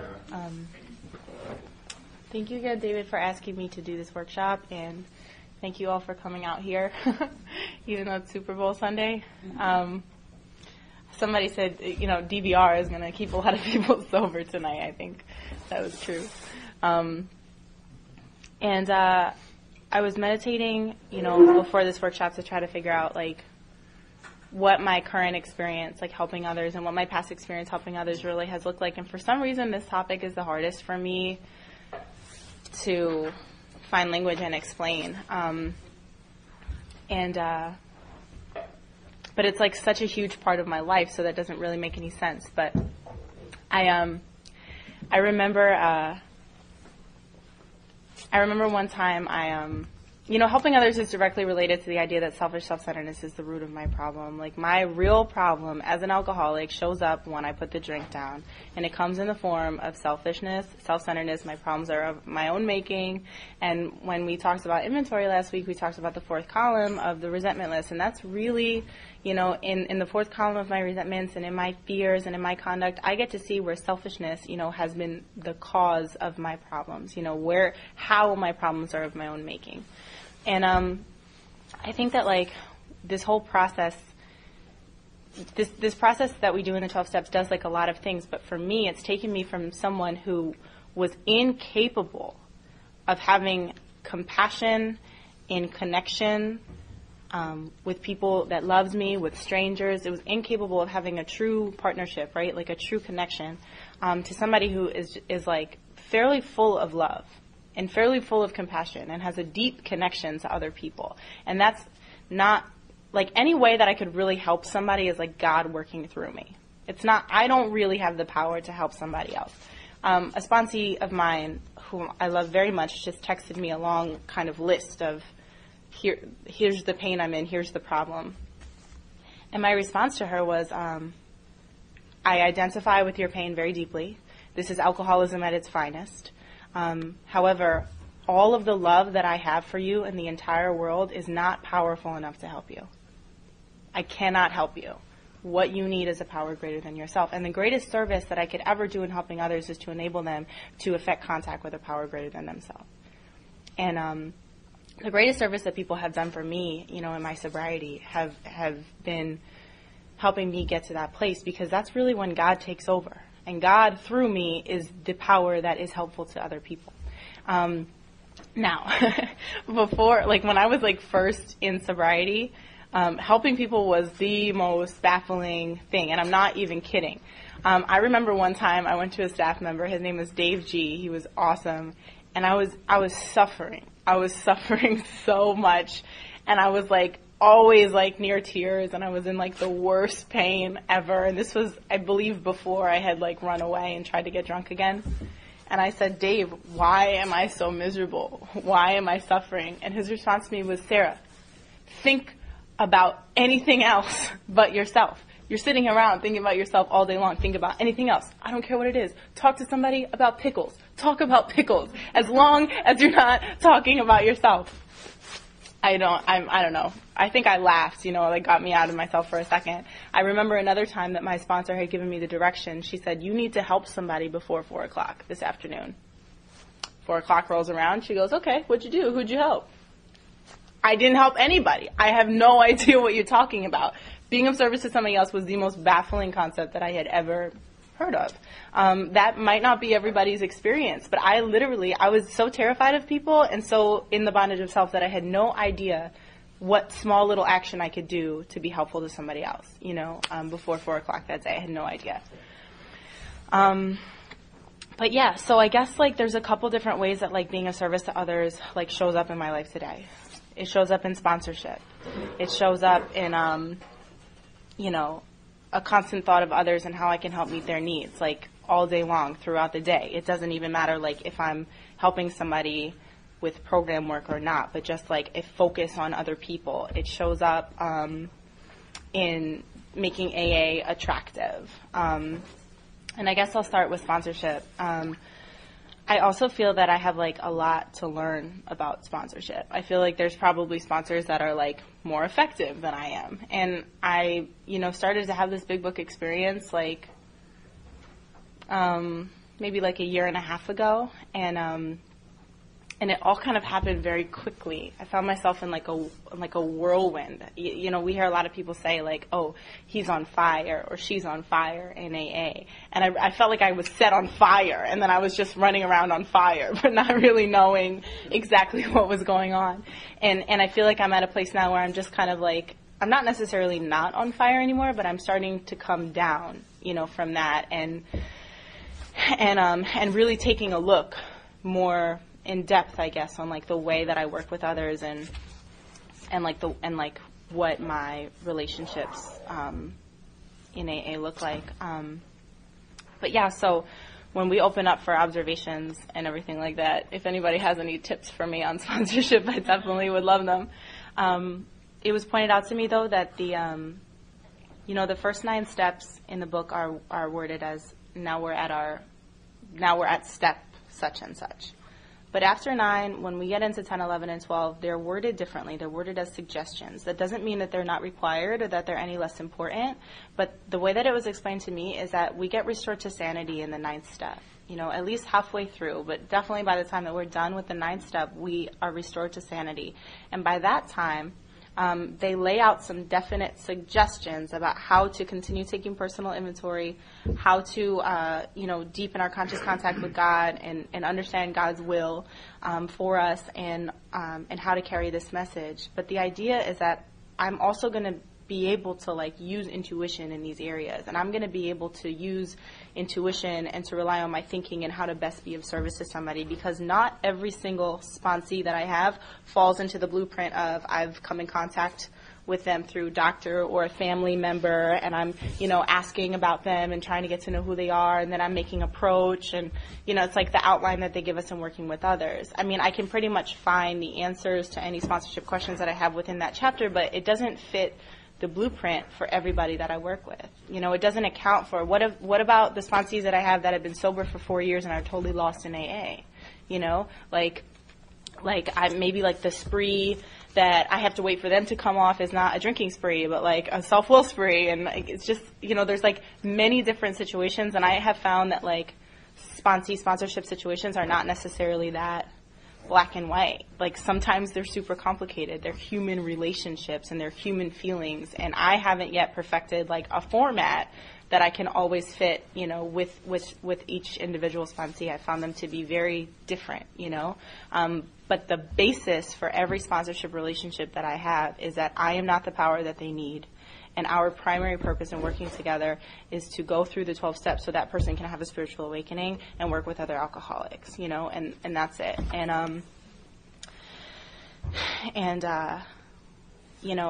There's a part, I think it's in A Vision for You, it says, make sure that your relationship with God is right and great events will come to pass for you and countless others. And what happened to me, and I don't know if anybody's familiar with Sandy Beach, the speaker, he talks about the origin of the word service coming from Bill Wilson's spiritual experience. Because what happened was Bill Wilson had a spiritual experience and he was overflowing. You could not have stopped him. He was running around trying to get everybody sober. You couldn't have pulled the reins in on Bill Wilson, you know what I mean? And that essentially is what happened to me. When I picked up a new sponsor, and I had a spiritual, experience and a spiritual awakening like prior to this, but I was in a lot of pain and sobriety, and I picked up my sponsor that I have now like a year and a half ago, and we formally went through the steps in this way, which was so important, like so phenomenally helpful to my alcoholism. really good. And I found myself all of a sudden, definitely by the time that he and I had done, like the 4th and 5th step inventory together, and I was working on amends, definitely by that time, I mean, people were just like flooding into my life for me to be of service to. So the key thing that I did to be of service to other people, to be of maximum service to other people, was to take care of my own house, to like do my own program and be fit for when somebody showed up. And my experience was that they just started naturally showing up. Like all of a sudden, I had like 9 sponsees. I had people like coming up to me saying, I've been praying on this for a couple weeks, and I think I want you to be my sponsor. It was like, you've been praying for a couple weeks on asking me to sponsor you? Are you kidding? Are you crazy? I don't know if I want to like engage in this relationship. I don't know what's going on. But I mean, I was getting asked to speak, and it was just like my ability to be effective and useful skyrocketed.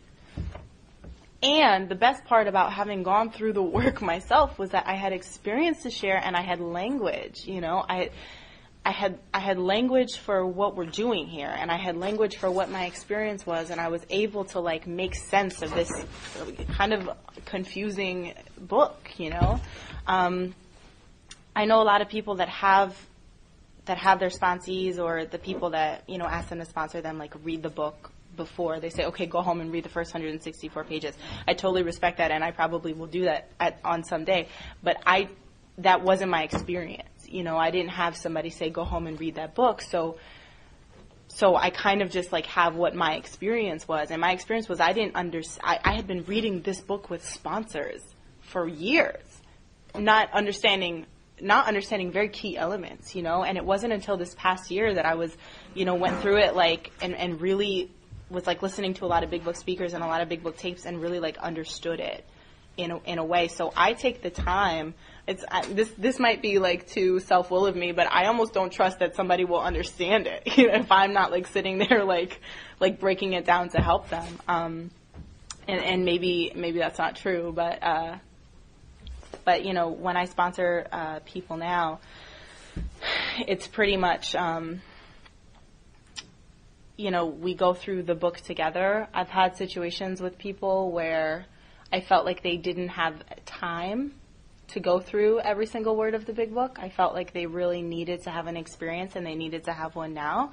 People who are, more of a chronic relapser, and I mean, we can use our self-will to a certain extent in this program, or, in alcoholism. Like, it'll last us just so long, right? And some people, it will not last them very long at all. Other people, they can like hold out miserable for a while, before the insanity returns. But with people who have been like in and out for a very, very long time, I have felt that those people, I have had more urgency to say, we don't have a lot of time to go through this like word by word and have a very like intellectual experience with it. Like, so what my sponsor did early on was help me highlight like specific paragraphs that were the key elements of steps 1, 2, and 3, so that I could get somebody through in like a day or an hour and a half, and I remember feeling very like important when I had that urgency. It's like, oh, this is somebody that needs God now, and it's like feeling like very important and very excited about it, and just feeling very useful, and it's an amazing feeling. Unfortunately, most of my experiences where I've done that, the person has not returned after step 4, have not come back. But, that's the other thing. Like, I'm not responsible for other people doing the work. What I'm responsible for is the making it available part. Like, it's my job to lay the spiritual toolkit at the feet of somebody. And my sponsor says this beautiful thing. He says that, the reason why it's worded that way is because the only way this thing is going to work is if that person has the willingness to bend down and pick it up. you know, and that's the way that it is. And I tend to not be a very like hardcore sponsor, because my experience was that I didn't need somebody to like whip me into shape. Like when I was done, and I was desperate, and I was willing to do anything that I had to do. And I was like running around. My first sponsor wasn't even an alcoholic. She was a social worker that was hired by the program that I worked in. But there's this part, I think, is in A Vision for You too, where this guy moves to a city and he's overwhelmed by the number of people who are alcoholic. And so he goes to one of the top doctors who treat alcoholics and say, hey, listen, I have this method that's really working. Why don't you try it out? And the doctor was like, oh, okay, because I'm baffled by you idiots. So whatever you got, I'll try it, you know. And she was not armed with facts about herself, but she was armed with facts about alcoholism. She saved my life. And I don't remember where I was going with that or why I started. Does anybody? No? You're all thinking about the football game. I'm in good shape tonight. You were done. Oh, right. I was desperate. Thank you, Genevieve. I'm back on track. I was really desperate, you know, and that doesn't mean that I haven't had like lots of recurrences of self-will and things that I haven't wanted to hold on to, but I mean, I was pretty much got accustomed to chasing my sponsors around, you know, and so I try to be honest and clear and straightforward with sponsees, but I mean, if you have another way that's going to work for you, then do it. And if you don't, then call me. I mean, that's pretty much how it is, because I know when I'm working too hard with a sponsee when my throat starts to hurt because I'm straining and I'm doing all the work. And I don't need to work that hard, you know? It's like, if you are ready and you want to do this thing, like, here it is. We can get down to the bottom of any situation in your life. We have a spiritual solution for any situation or problem that you could ever face. Let's do it. But you've got to be willing to want to go there, you know? And that's been a hard thing for me working with others, is meeting people where they are. And how do I, like, maintain service and maximum helpfulness to somebody instead of just like shutting them out because like, oh, well, you're not willing, so I'm going to shut you out. Like, how do I stay helpful to somebody where they are? Because I wasn't always, and yes, I was desperate and I was done, but like before that happened, like I needed some work, you know, in order to like get to that place. And there were people that were so patient with me, and I mean, they were continuously willing to show up and work with me where I was, so long as I was putting my hand out for help. Even if that wasn't the time that I was really ready, you know? Even if it was just one of those times when I didn't want to be miserable anymore, but I wasn't ready to do the work. You know, they stayed there for me. And so that's been something for me in sponsorship, too, that I maybe can't spend all of my time focused on this person who's, like, obviously not willing, but I can maintain love and openness in that relationship so that I don't destroy a future chance of being helpful to somebody. You know, that's been a situation that I've come up against. And my sponsor has another metaphor that I want to talk about because I really love it. And it has to do with like the whole God-sized whole thing and the whole service to others. You know, he says that like our soul, I'm going to totally botch this, but he says that our soul is like a big pot of soup. And I guess for our whole life, we've been thinking that, like, there's not enough, and we're not going to have enough, and we suffer because of that. But when we wake up, you know, spiritually, we, like, go through the steps, and we wake up, and we have a spiritual awakening, we, like, go back to the soup, and we see what's going on, and the soup is actually overflowing. And, like, that's what's causing all the pain. There's, like, too much soup, and it's making a big mess everywhere. And all we have to do is, like, the problem is never, ever that we've had too little. The problem is always that we've had too much. And all we have to do is, like, stay by the pot with a ladle and pour it into bowls and give it to people, you know, and, like, give it away and, like, feed people. I really like that, that metaphor. But that's essentially, it's like what we do on a daily basis, like when our spirits wake up, you know, and we're here in this body, like we're by the soup, and like all we have to do, it's like our suffering comes because like we think we don't have enough and we're using people and we're totally selfish and we're miserable. But we actually have a perfect amount. We actually have enough to go around. So it's just like that shift of perception and that shift of consciousness that happens with us. And aside for sponsorship, you know, that that is potential all throughout the day. There, in the 11th step in the book, it says each and every day is a day when we must carry the vision of God's will into all of our activities. How can I best serve thee? Thy will, not mine, be done. And so what I literally do, and I don't know if this is like the right way to do that, but when I'm in a situation and I remember that line, I go, okay, God, like, how can I serve God right now? Which really means, like, how can I serve the people around me?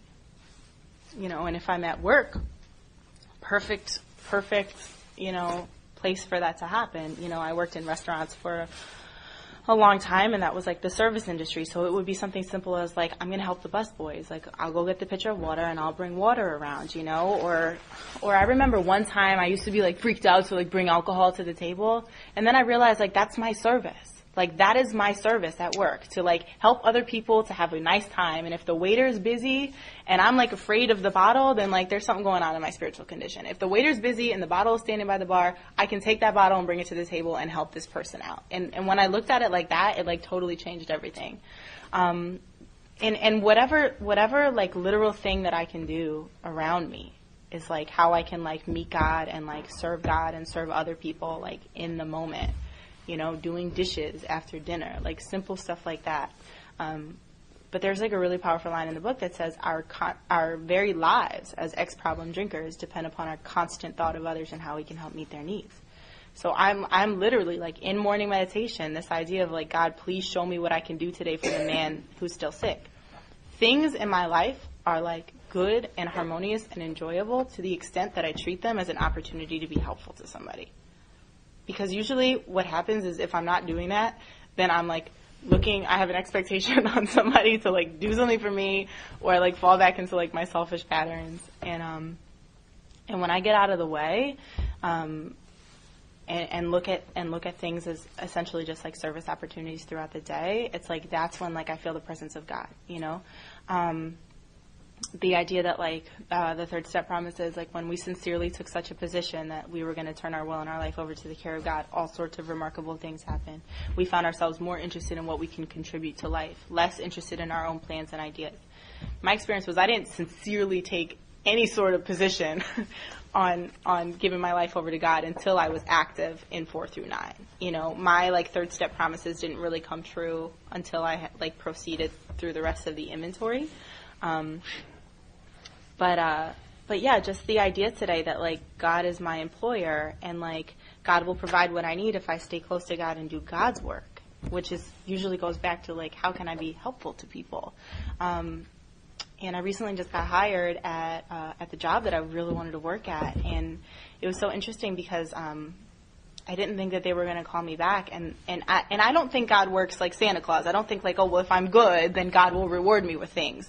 But it just so happens that when I'm clearing the way to be a functioning member and I'm showing up to life and I have a motive of like being helpful and loving, like I really do get taken care of. I really get taken care of. And like the week that this company called me back to come in for a first interview was full of service. I mean, I was just starting this workshop. The first time I did this, I spoke at another meeting right afterward. I was in Lana's 5th step for 4 days in a row. It was my anniversary. I mean, just full of like love and full of service to others. And like I didn't have to like make sure that like my life happened. Do you know what I mean? Like I had taken the action, I had showed up at the place, and then I had gone and like put my attention back on like where it really needs to be. And, you know, and that got taken care of, and that was really beautiful. I think another cool experience that I had, I was like with my cousin. I wanted to talk about this for some reason. I was with my cousin, and she was talking about some sort of meditation, and I was telling her my experience, and I kept on talking about like, oh yeah, well I do these like self-examination exercises, and like what I'm talking about is inventory. Like I'm talking about like step 4, you know, and I'm telling about this self-examination, and she's like, Sarah, like what are these, like the self-examination thing? It sounds so interesting. Like what are you talking about that? And I was like, well, essentially it's like it's like the 12 steps. Like, that's what I'm talking about. And she was like, yeah, but you make the 12 steps look so cool and sound so interesting. And I was like, really? That's awesome. You know, because, like, that's exactly what we're supposed to do here. You know, that's what we're doing here. And this idea that, like, we might be the only big book that anybody ever sees. And it's like, but like, what that really means is, like, how am I living my life? You know, how am I, it's like when somebody finds out that I'm a member of Alcoholics Anonymous, what kind of opinion are they going to have about Alcoholics Anonymous? You know, if I walk around miserable and suffering and angry and I'm beating people up or I'm cursing out and I'm totally inappropriate and outrageous, and then I tell somebody, oh yeah, I'm a sober member of AA, they're not going to want to come to AA. They're going to be like, might as well keep drinking then. I'd rather be drunk, you know. But when I tell people that I'm in AA, you know, what kind of impression of this program are they going to have? Is it going to be something attractive, you know, or are they going to want to stay away? And that's like, to know that I was like an attractive member of this fellowship and that I'm like giving it the respect that it deserves in that way is like so amazing. And I'm like, Alcoholics Anonymous changed my life, like saved my life, like is the reason for everything that I have, because I used to be a completely different person. Like the term psychic change, we don't say it that much. You know, we say spiritual awakening like a lot more, but the term psychic change is so appropriate. Like, I really feel that my mind is different, and part of it might be growing up, but a lot of it is like the power of God doing for me what I cannot do for myself on a daily basis. Because I am not the same girl that I was. I mean, I was a horrible monster. And I'm like fairly useful and like fairly content today, you know, and that's like outrageous. Like, part of the reason why I was having like a difficult time kind of like thinking about what I wanted to say was because like I really do feel like fulfilling emptiness, you know. I really do just feel kind of like I'm just here, I'm just present, I'm just with you guys, and that's really amazing. I think there was some other stuff in terms of helping others that I wanted to talk about.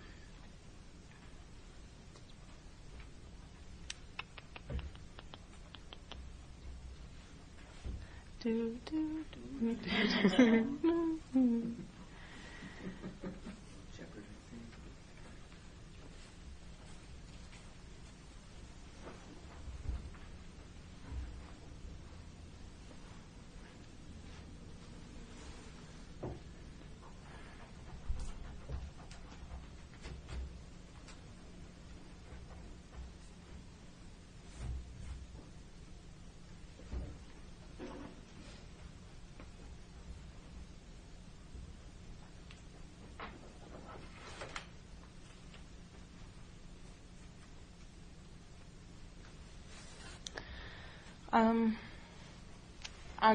I'm not sure. I just like, I can't stress enough that like without a connection to a power greater than myself, like I'm useless, you know. And it's really not me that does anything, you know. It's like my experience. But the idea that like I can't transmit something that I don't have is like really important to me, because I was like sponsoring people in AA and I had no idea really what to tell them. Like, I was not quite yet a person armed with facts about myself, you know. And when I got to that part in the book with my sponsor said, what are the facts about yourself? And the facts about myself are that I have an allergy to alcohol, you know, like the doctor's opinion. That we suffer from an allergy. When I start drinking, I can't stop. But the real powerlessness and the real hopelessness about that is that I always start. I can't not start, you know. And then also that, like, I have a spiritual malady which makes my sobriety so unbearable that my mind will continue to tell me over and over again that it's a good idea to drink, or whether it's a good idea or not, I just don't care. I'm drinking, you know.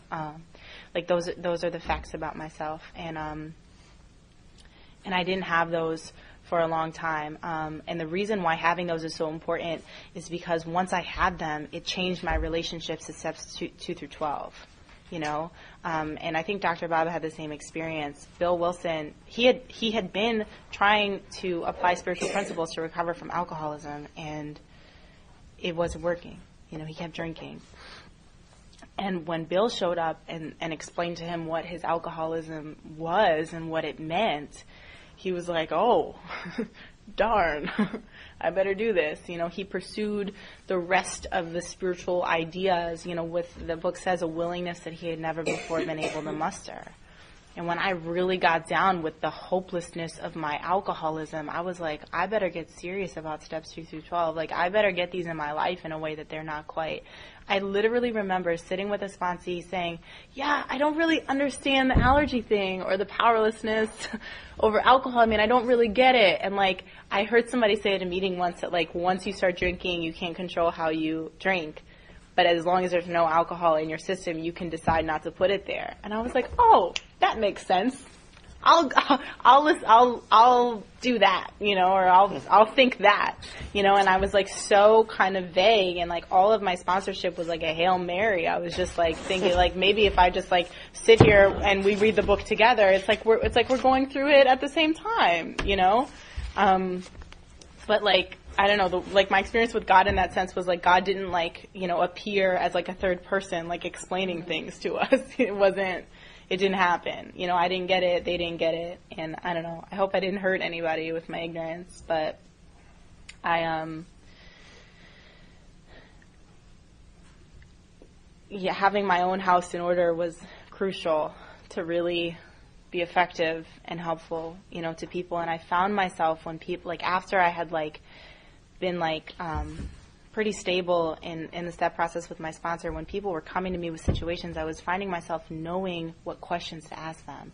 I was finding myself knowing how to direct and the conversation, and knowing how to pinpoint maybe what was going on, and knowing and recognizing, being familiar with the character defect or with the fear or whatever, and like having some experience being free of that myself, and being able to say like, okay, like to go back into the darkness and then walk back into the light, like together. Like I knew that path, and it was like so important.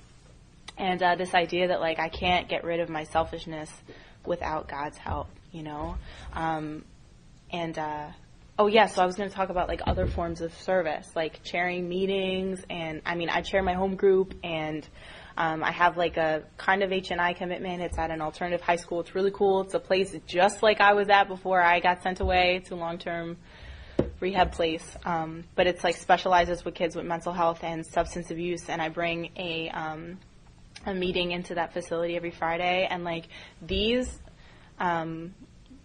like those things, or like if I had a coffee commitment or something, like the fact that I chair a meeting and that I have like the service commitment are like really important, but I don't believe that that's like the extent that my service needs to be in AA. Like I need to be actively working with sponsees. Like I need to be sitting with people and have the book in front of me and be going through this like all the time. And right now I'm like not in the forewords with anybody. And I'm like, feel like I need to be, you know. I have like a lot of people that are like past the inventory and like in 9 and 10, which is like awesome, because like I used to never be able to get that far with a sponsee, but I'm like not in the forwards with anyone right now. And like, that's a really good place for an alcoholic like me to be, you know, working with people. And, I feel like that is like, if we were going to have like a dinner plate that had like a balanced meal, I don't know, that's probably like broccoli and chicken and potato or something like that. That's like a pretty balanced meal. It's like the chicken and the potato are sponsorship, and the broccoli completes it. But it's the other forms of service for me, you know. So it's like without that stuff, like my service picture is not complete. But like, boy, I need the hardy stuff, you know. And for me, that's really like strenuous work. And there's this part also that I related to recently. We were going through it in my home group. We were just, it came out from a Vision for You, but we were talking about Bill Wilson's experience in the hotel lobby. When he was hearing the chatter and the drinking in the bar, and his business deal had just gone south, and he was feeling kind of hopeless, and he was thinking that maybe he wanted to drink. And I love that when he got the inspiration to go to the phone booth and call anybody looking for an alcoholic in that town, he said that his sanity returned and he thanked God, and that really was like God working in his life, doing for him what he couldn't do for himself. But the deal is, like, Bill Wilson didn't call his sponsor in that moment. He didn't call his support group in that moment. He didn't call his mom and dad, He didn't call somebody and say, hey, comfort me, I need help. He reached below him, He reached out to the next person that needed even more help than he did, and he said, I've got to carry this message to somebody, and I've got to be helpful to somebody who needs hope, And he got, I think, 10 names, from that phone booth, or from whoever he called. Other people will know his sister, his sister. And it wasn't until the last name that somebody put him in touch. I think her name was Henrietta, and she put him in touch with Dr. Bob. You know what I mean? He just he called all 10 people. And I love that, like, throughout the day, like, if I'm feeling tripped up in self, it's not always, sometimes, I always, if I'm, like, disturbed and there's something going on, like, I have to take inventory because I'm powerless over alcohol, and I need to make sure that my house is clean. But it's about me reaching out, I was, like, having this obsession, like, a couple weeks ago, and I was, like, really in it. And my friend gently reminded me, she said, the problem is not that you just did that thing. The problem is that you are still thinking about it. Go help somebody. And I was like, oh, yeah, awesome. And I just had something that I wanted to say.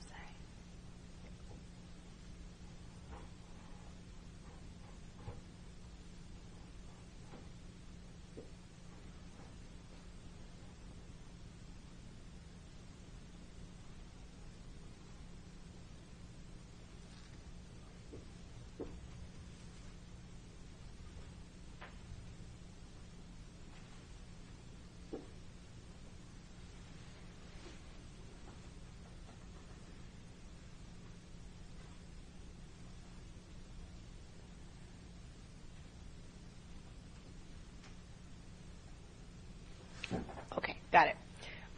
Going back to the way that, like, being armed with facts about myself is, like, enables me to be helpful to other people.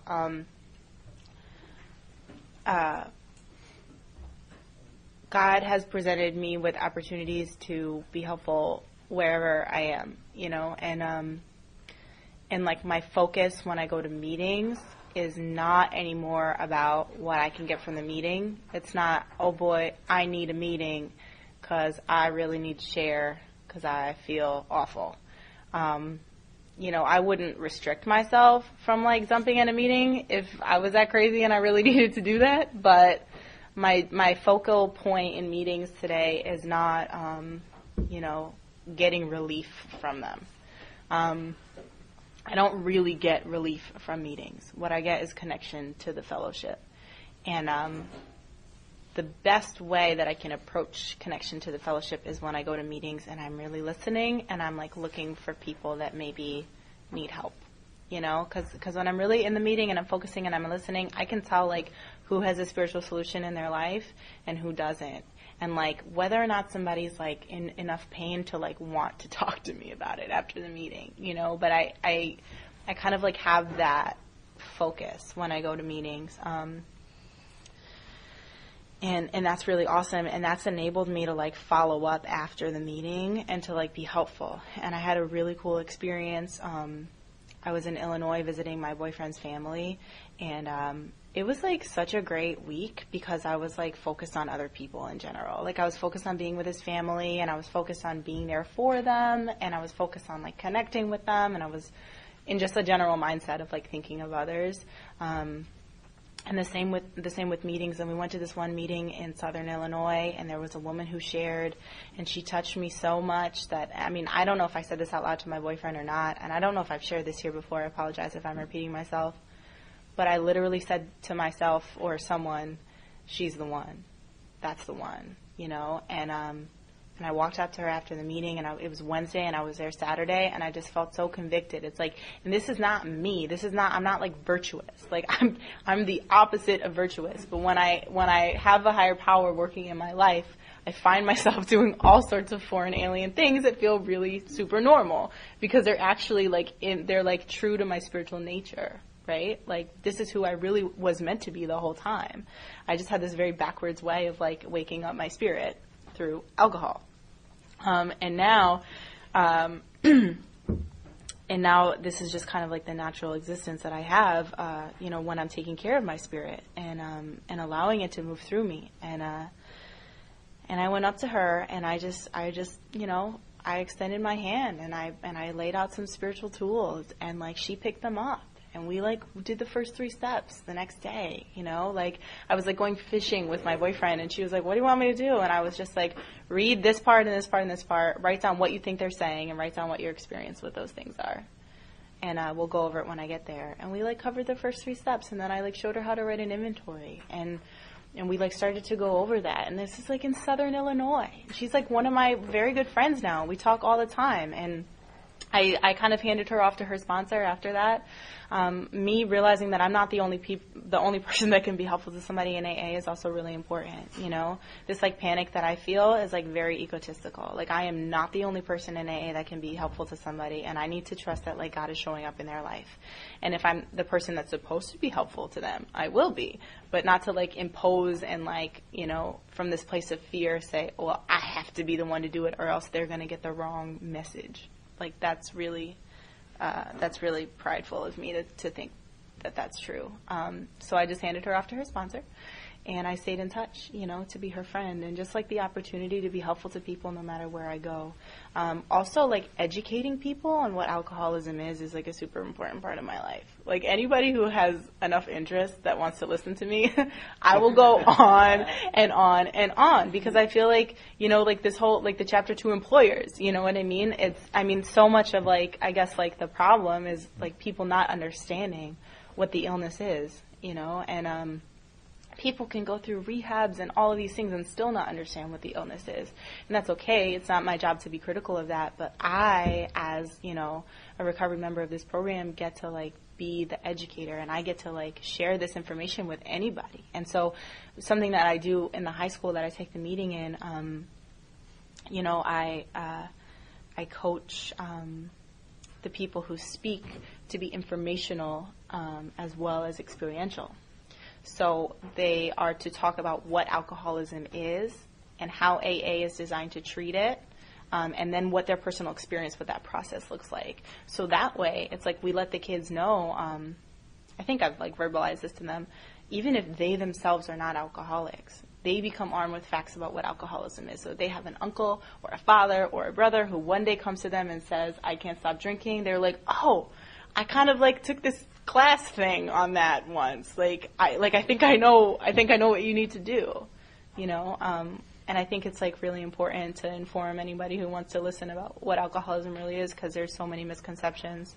And again, we start at step 1 for a reason. I can't tell you how my relationship to AA changed when I understood that I was hopeless and that I was going to drink no matter what, and that this thing would kill me if I didn't hire a spiritual bodyguard to help me out. But yeah, service to others, focus on others, thinking of others. It's really important for me to keep that in the center and the focus of my life, and I don't always, right? And it's also I have a life, that I need to show up and live, but this principle of service to others is something that I can bring to any and all situation that I could ever be in. So it's not even just restricted to working with a sponsee. Those things have their own appropriate times, but even if I'm doing something that's not service related, if I'm in class or if I'm on a project, my focal point in that situation can still be being a vessel of love and service. And the way that I do that is just by hopefully remembering that that's my function. That's my real function, and shooting up a prayer to God or shooting in a prayer to God saying, hey, help me to be considerate of others, and help me to be, kind and loving and of service in this situation that I'm in. And I definitely don't do that perfectly, but, I try to think about it. keep on having these brilliant ideas, people, and they just keep leaving. Let's see if it comes back to me, and then I'll probably stop.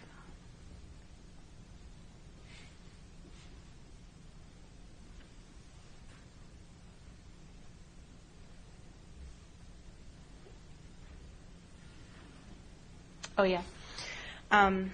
So the part in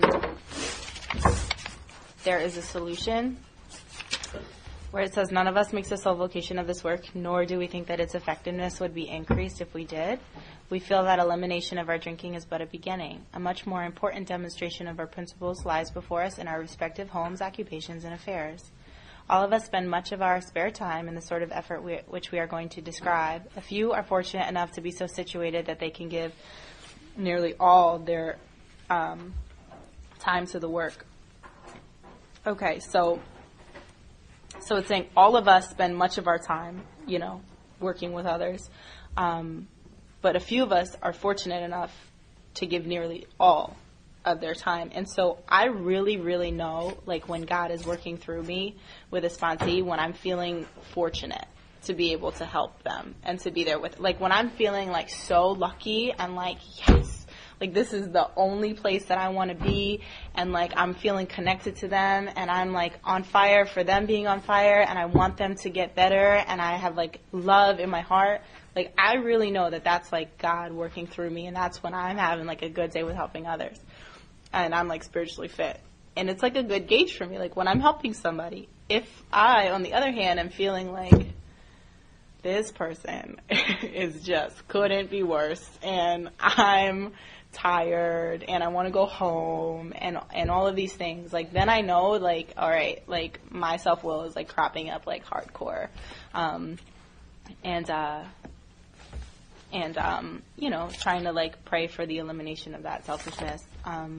Also, there's so much stuff in here about working with others and, being of service and, fitting ourselves to be of maximum service, way before the chapter working with others.